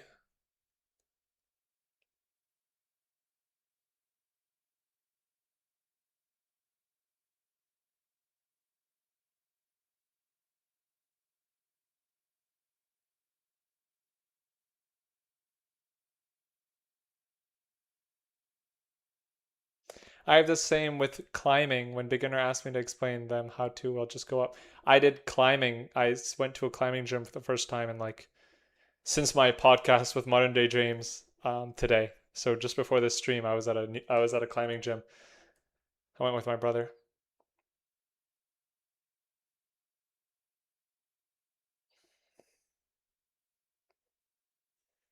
I've never read The Natural Way to Draw, no. I've heard of it though. Is it by, what's his name, Leonidas or something? Or is that a Nicolaides? Yeah, Nicolaides, not Leonidas. It's like some dude from 300. Why does James ask everyone to climb with him? Shoot, he likes climbing stuff.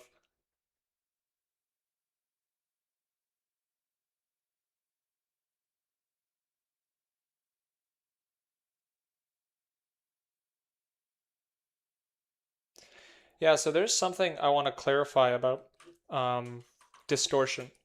You can have two types of distortion.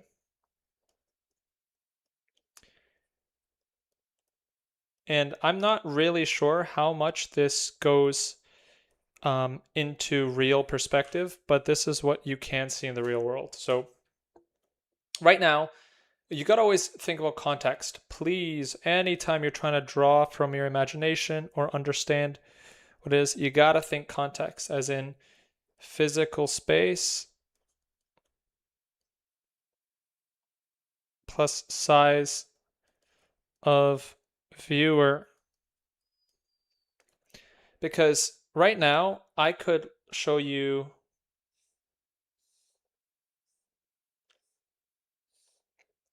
this, right? I could show you this, which is quite a distorted box. We could find the horizon line. We could find exactly where we're looking at this from based on our relationship to horizon lines and vanishing points, right? Because the fact that this side is closer than the further side tells us this is our center point, right? Center line. This is one of the 90-degree hemispheres, and what we're drawing is close to that 90-degree line. So this either separates what's left from right, or what's center from left or right. So we have this. At this stage, you can't say much about the camera or the size of the object. We don't know, because this could be a phone, or let's say we make it this big. At this size, this could be a phone screen taken with a very distorted lens. Or it could be a regular lens that is capturing a much, much bigger object. So the idea is, like, small objects by default, from our point of view, have low distortion. For example, if you look at a sugar cube right now, or even this box, there is not much distortion.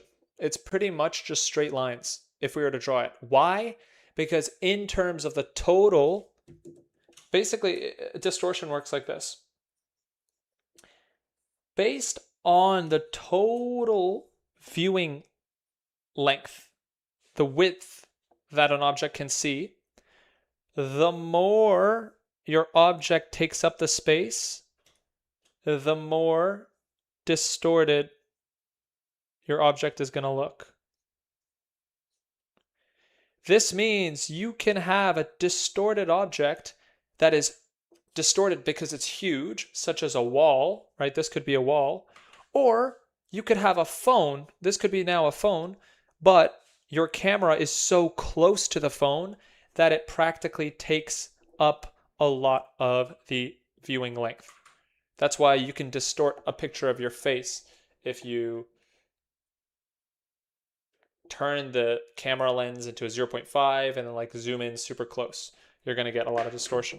So distortion happens not based on the size of something, but the size in relation to how much of an angle, how much it dominates the viewing angle of a camera. So you see how there's not much space left. You'd say that like 60 to 70% of this total length is taken up by the object.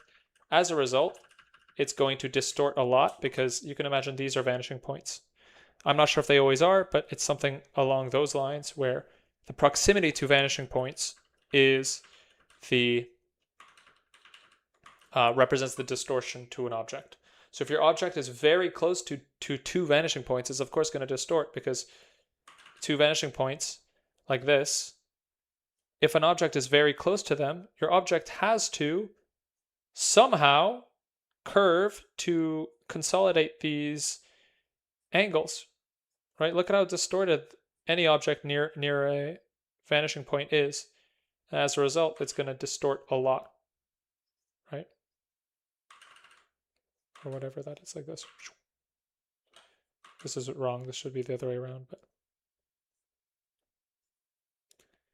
like that. So it's just a matter of scale. So this could be a phone. This could be a building. You always have to think in context to the lens I'm capturing it with. How close is the object to the space, to the lens that's taking it. A cube up close to you will look like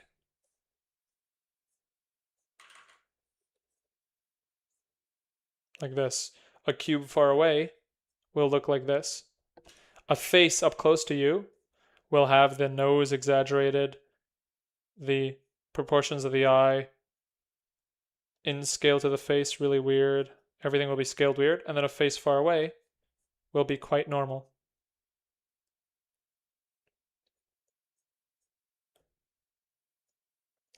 Right? You just think about the distortion that's happening. Here, we don't have to address the axis towards the ground. Why? Because it's further there. It's so much further away from it. But when you draw a character, they are now diminishing. If they're close to you, they must be close to one of the vanishing points, meaning they are diminishing and overlapping, right? Your characters close to you will have tons more overlap because you will be seeing their angles differently. So think about this. Character close to you, like here, versus character far away. Your angle for that head is the same, but to capture the body or the foot of a character far away, it only requires this much distortion. But look at this. This requires you to draw all the way this huge angle. As a result, and by the way, the vanishing points are here and here. They represent 90 degrees. Well, which one gets closer to this angle? See how that one's way closer to the vanishing point than this one? Right? So it's just relation and proximity to vanishing points that causes this distortion. Maybe not just, but that's a good way to think about it. And when you do, it'll seem almost intuitive to be able to scale characters and understand how proportion distorts and how scale distorts, right? And you can imagine the relationship. Now you can sort of zigzag between it. The closer it gets, the more overlap, right? The more distortion.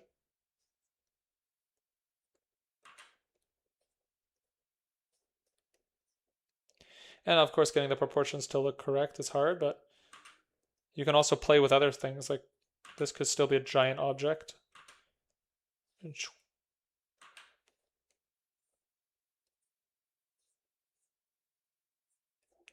Yeah, anywho. I don't know where the perspective talk came from, but if that made any sense, hopefully that did. I'm saying this to more so check if I'm making sense, because I'm trying to practice how I'm going to explain perspective in my class. This was probably beyond what I'd explain in my class, but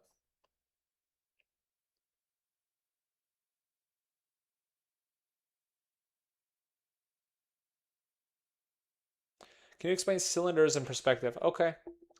I'm struggling about the major and minor axis. Other than that, okay, it's very simple. Cylinders are very, very simple once you understand major and minor axis. So first, major and minor axis is confusing to understand. I remember it didn't make much sense to me.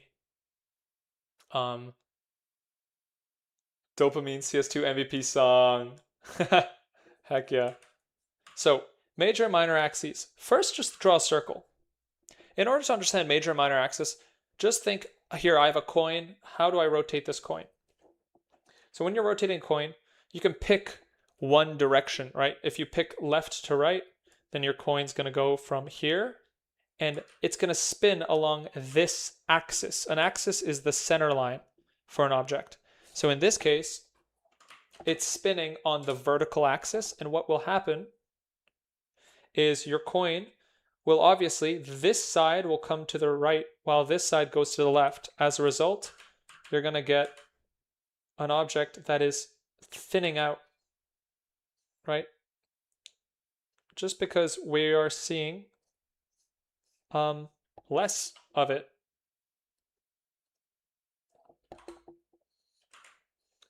Right? And remember, it's spinning along, it's almost like a pole. It's spinning along a pole.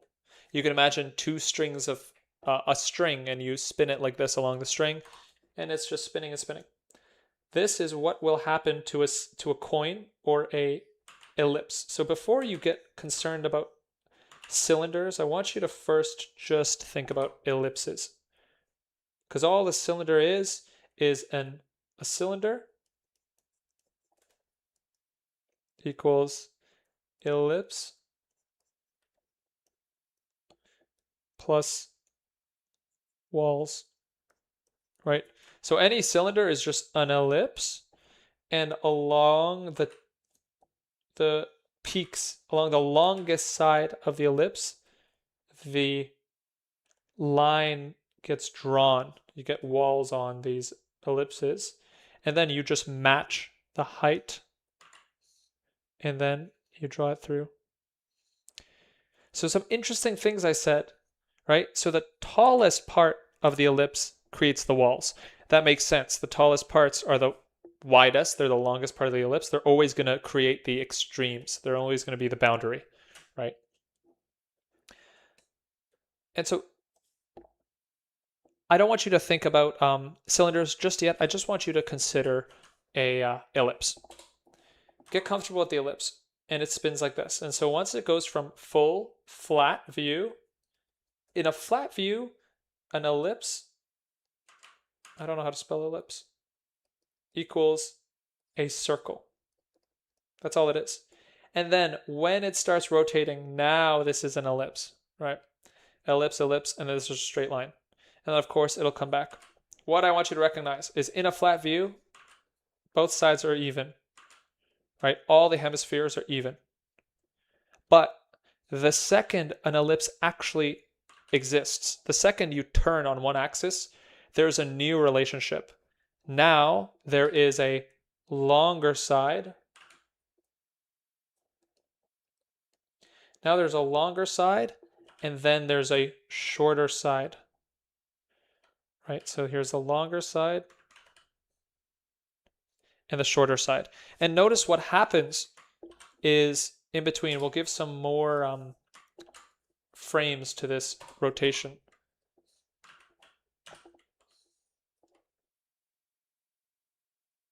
So let's say it just starts spinning. It just started spinning. So we see a little bit of the side coming through. It's thicker than this, but thinner than this. We'll do the phases. 1, 2, 3, 4, 5.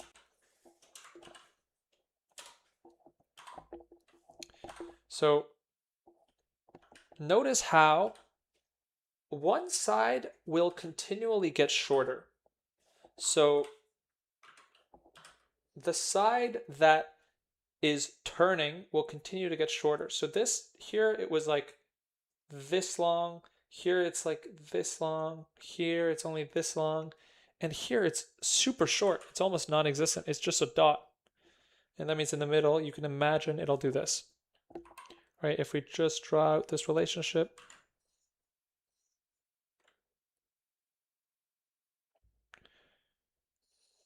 Notice how down the center, it is now quite short. Right? It just shortens.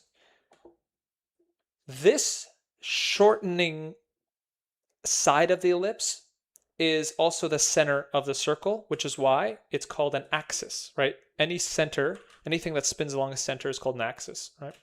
So because it's in the center, we call it an axis. But how do we separate both axes? Because there's this axis and this. In a circle, they're even, so there's no name for them. They're just the two axes. It could be the x and y axis, whatever. But the second one starts spinning, one side becomes shorter. The shorter side is called the minor axis. Why? Because it's shorter. Apparently, that has some, like, it's the minor one. It's the one that with less, it's shorter. And that makes the blue one, the one that stays the same height, the major axis. Why is this relevant? Two very good reasons. One, the major axis spawns walls.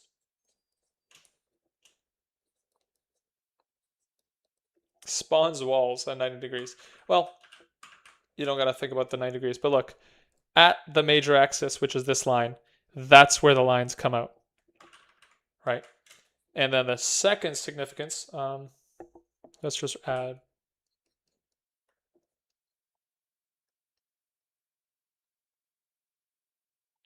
The second reason why it matters, which is the responsibility of the minor axis,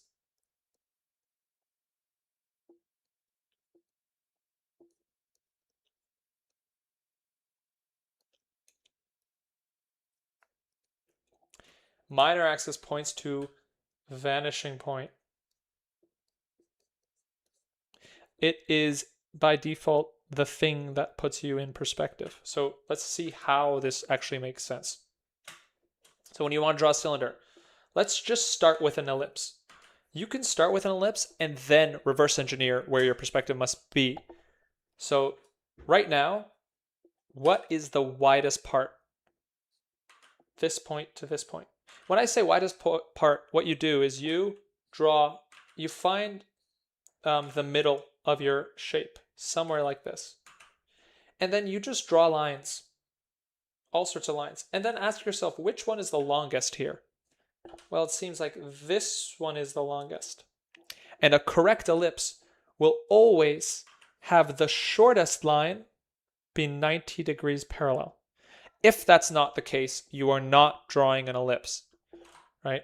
So you need to just put it in your head that wherever you pick the longest line, the shortest line must be 90 degrees opposite here. So this height must be the shortest in your ellipse.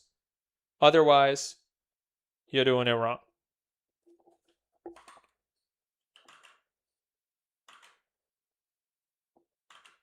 So, and it should be symmetrical. So it's like this.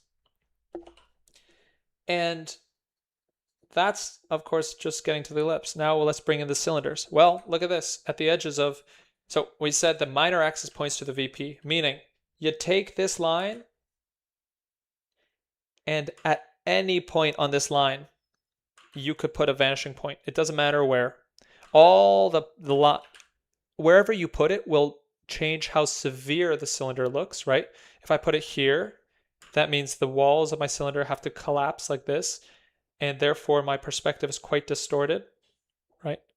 Or I could put it back here, and all that means is that my distortion is quite subtle. Or I could not put it at all and just say that, well, I know that this line leads me to a vanishing point. Therefore, all my other cylinders just need to consistently converge, right? There's that idea again. And then if you want to draw the opposite side of the cylinder, you know that this is the minor axis. Therefore, to draw the other side of the ellipse, you just put lines down 90 degrees, as always, 90 degrees, 90 degrees. And what you'll get is a relationship where This is the tallest part. This is wider. And you want it to be slightly wider than this one. Slightly wider than this one. So you take this length, make it slightly wider, connect the dots, draw behind if you want to, and there's your ellipse. Now what's an exercise you can do to practice this? Draw a vanishing point like this. And then these are all your minor axes, right? You got to be able to understand that if one rule works in one direction, it must work in the other. If minor axes point to vanishing points, then the lines from vanishing points are minor axes, right? So given that these are minor axes, how do you draw ellipses? Add plus signs, plus sign, plus sign, plus sign. Notice that they change depending on the direction of the line. Plus sign, plus sign. And then just choose an arbitrary height. So I can do an ellipse that's this tall, and that's still correct. Or I can do an ellipse that's this long, and that's still correct. It's all relative. You have a lot of choice when it comes to your perspective and your believability here. It's just about following the rule that the widest part of your cylinder must be 90 degrees perpendicular. Well, that's what 90 degrees means, perpendicular to the thinnest part, like this. If that is the case, you will draw ellipses just fine, and you'll be able to stack them. Like, look, I'm gonna have an ellipse here, and you can, once you understand this pattern, you can start to like kind of ghost these, and as long as you're close, it'll be fine. So here's an ellipse, and then let's do another one at 90 degrees, getting bigger, going to the same vanishing point. Right, another one down there.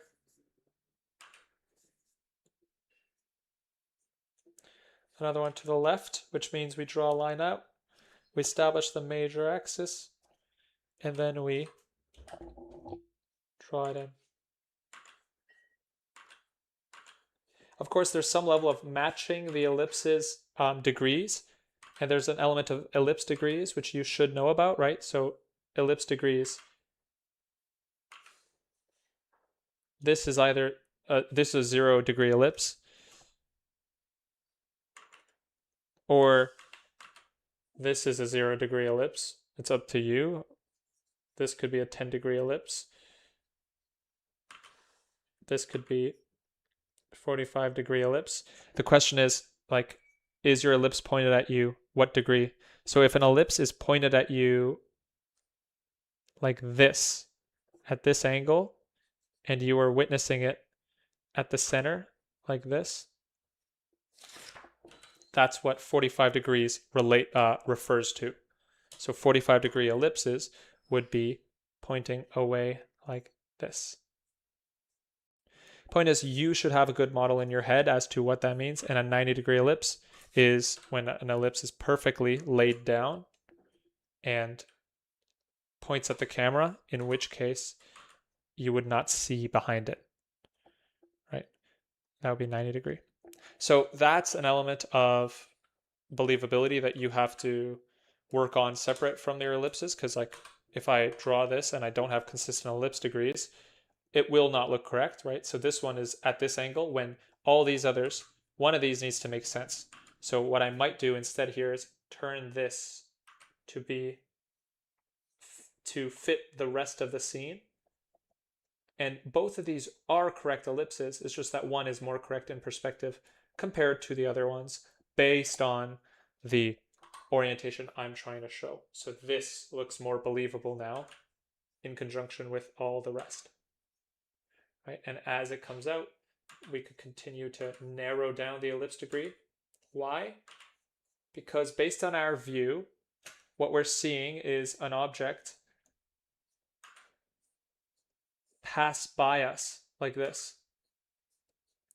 And now I want you to see how these two right here are these. And we are the viewer here looking at it. Notice how the one that we're seeing further away from us has a higher angle, right? Look at the angle here. Whereas the one below and closer is naturally closing off the angle. Therefore, the degree to which we see the ellipse is lower. And of course, as the object passes us, if we were to look at it and turn our head, we wouldn't see the front at all. We'd see the back, which is why if we continued this line out, eventually we would favor the back side and we wouldn't even see the front, because what that means is we are standing on this line. That also means there's a vanishing point right here that would connect to this eventually. That means we'd have to curve more of our drawing. That means this is not in perspective. You see, perspective is adapting. It's always changing based on how much of the scene you wanted to portray before and after, blah, blah, blah.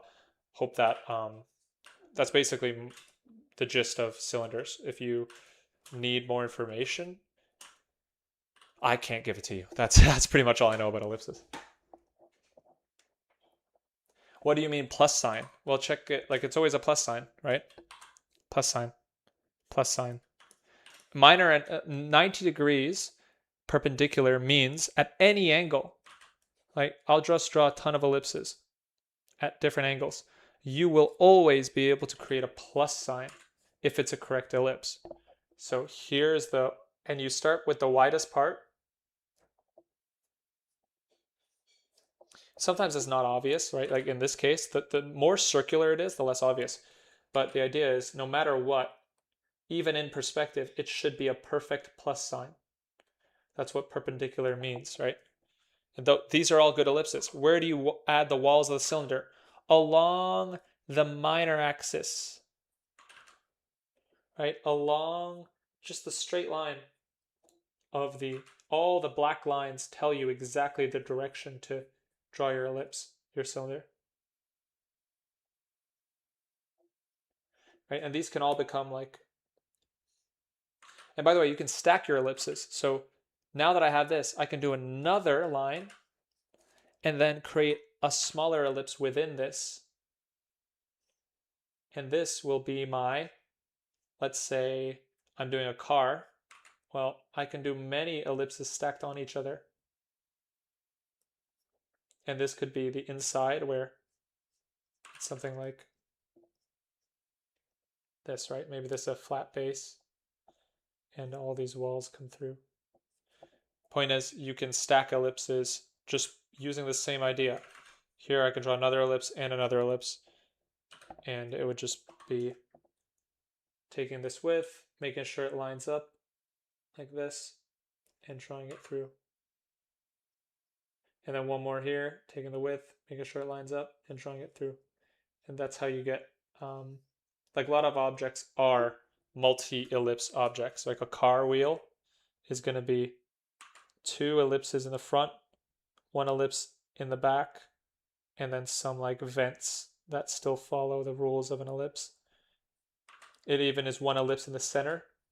That's quite large because it's an air of 2, it's a tube of air, right? So you're not just going to get a square, it's like filled with gas, right? So it comes through on the other side and then something like that.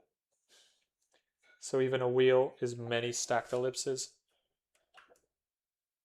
Yeah, I would practice basically copying what I just drew and then applying the ideas. If you want more tips, it's in the book, my my 25 exercises book. For those who don't have it, I don't know how. I'm recognizing most people don't, not most people, but a lot of people don't know about it. So I'm talking about it more now. I made a book on drawing exercises. If you're curious about what to study, it's like, just do these. Tons of exercises. And basically my whole philosophy on drawing exercises and how to do them. This is actually outdated now because I didn't understand how to do ellipses at the time. It's true, but it's more complicated than it needs to be. So these 8 points, you don't need 8 points. An accurate ellipse has 8 notable points. It's technically true, but unnecessary to be that complex. And yeah, you can practice. But I basically told you everything I know about ellipses just now, so you don't have to. We never got to this pose.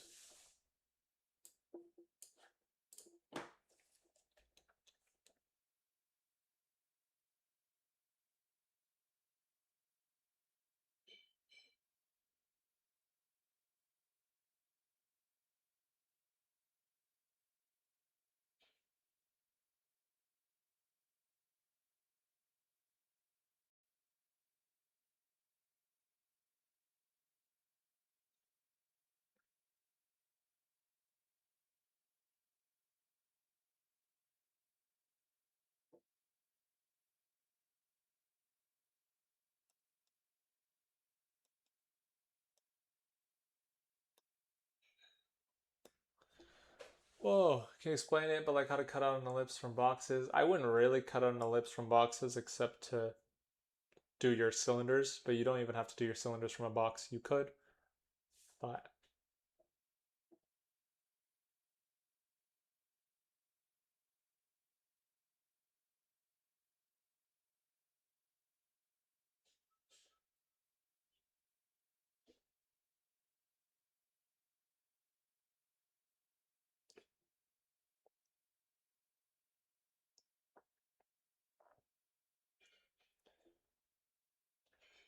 can you recommend exercises for your 25 from your book? Do you know what I'm talking about?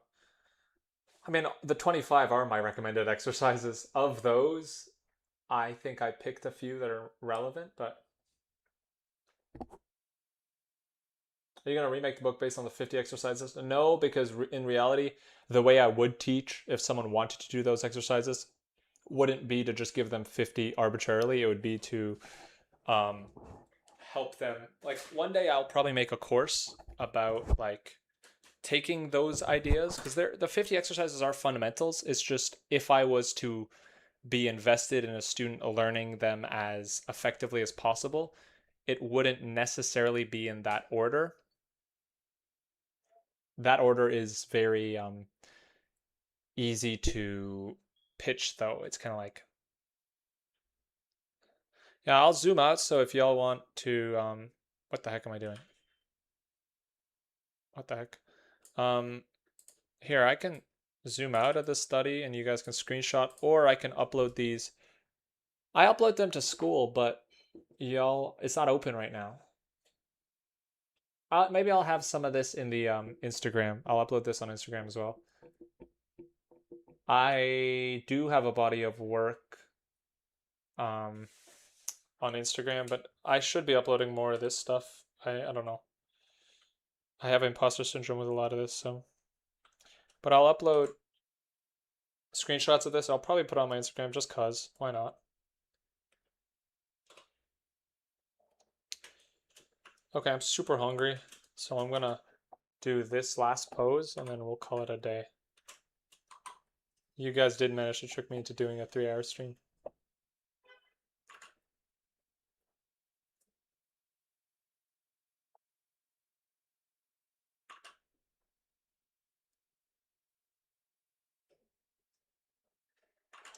But I love it. I mean, what's so bad about studying, right?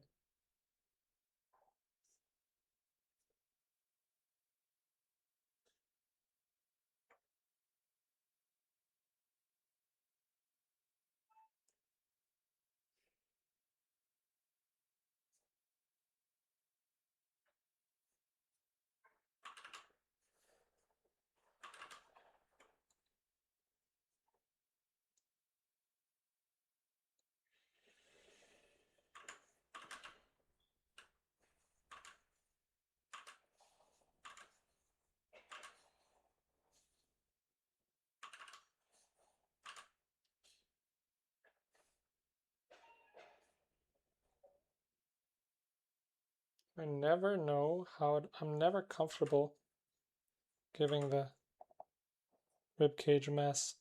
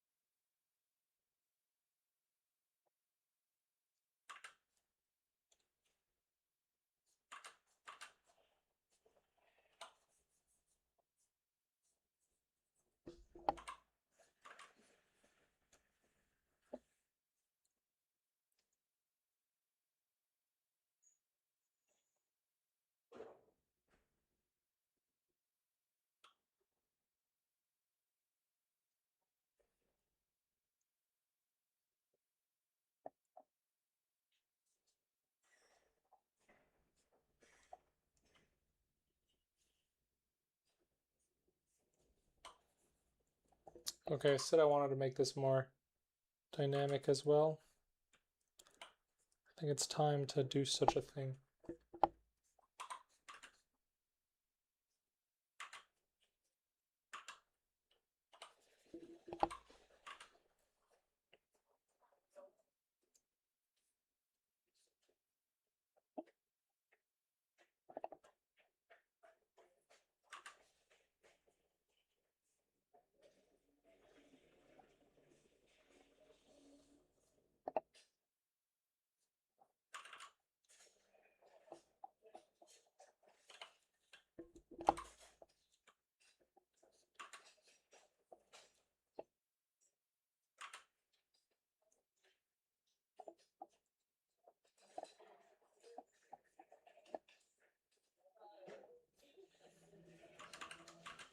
I'll do it how he's doing it, like boom.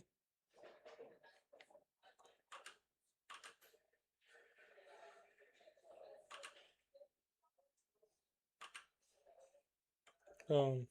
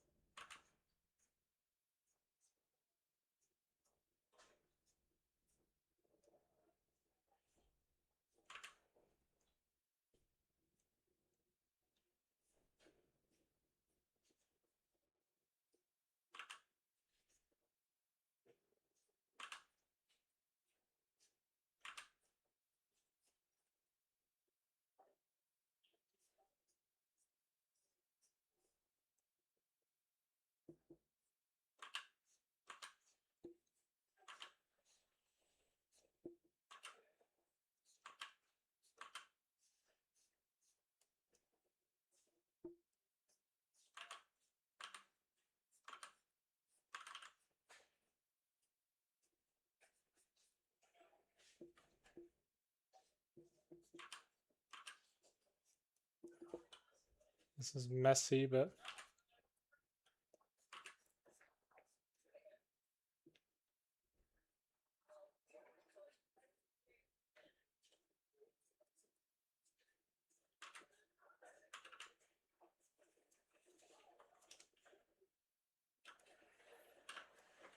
okay. This is the messiest one, but I used a much thicker brush apparently, so.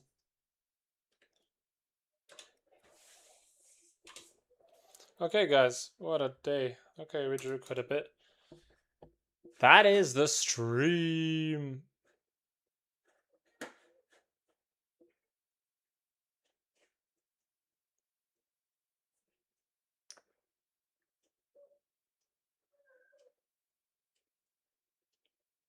Honey keyboard trend? That just sounds weird. I don't think I'm gonna do that.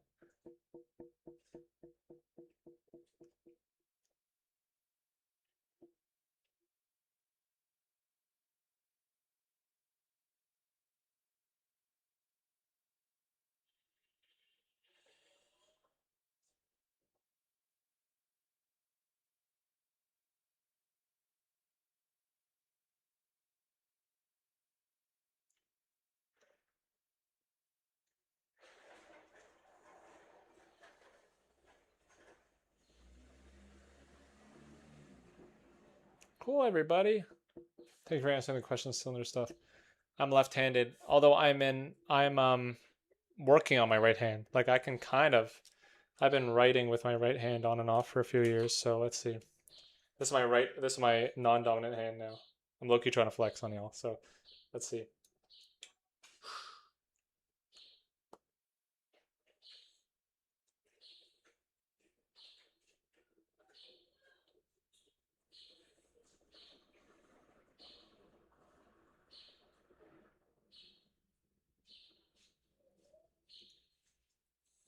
Let's see.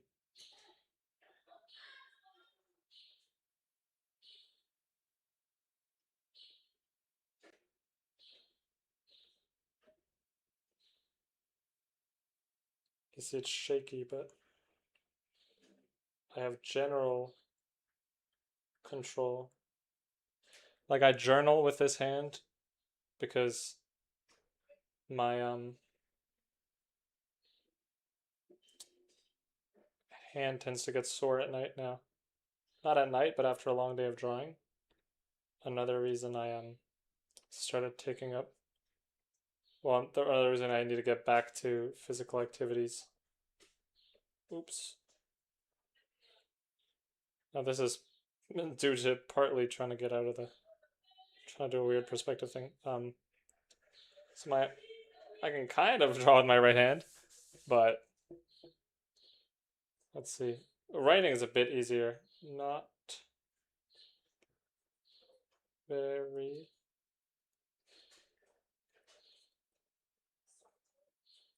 I want to do some more exercises. What I think I might do for a video is like drawing with my right hand and trying to see how much I can improve in a week.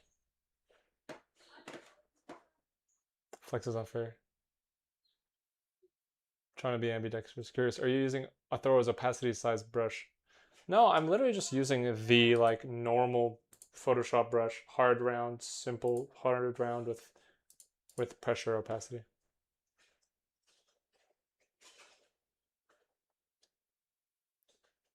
All right, guys. Thank you for joining. I shall see you tomorrow. Look out for more videos and appreciate y'all for watching. Hodari, thanks for being here. Have a great one, everybody. Bye, everybody. WWW. Thank you. Thank you. Thank you. Thank you. Have a good one.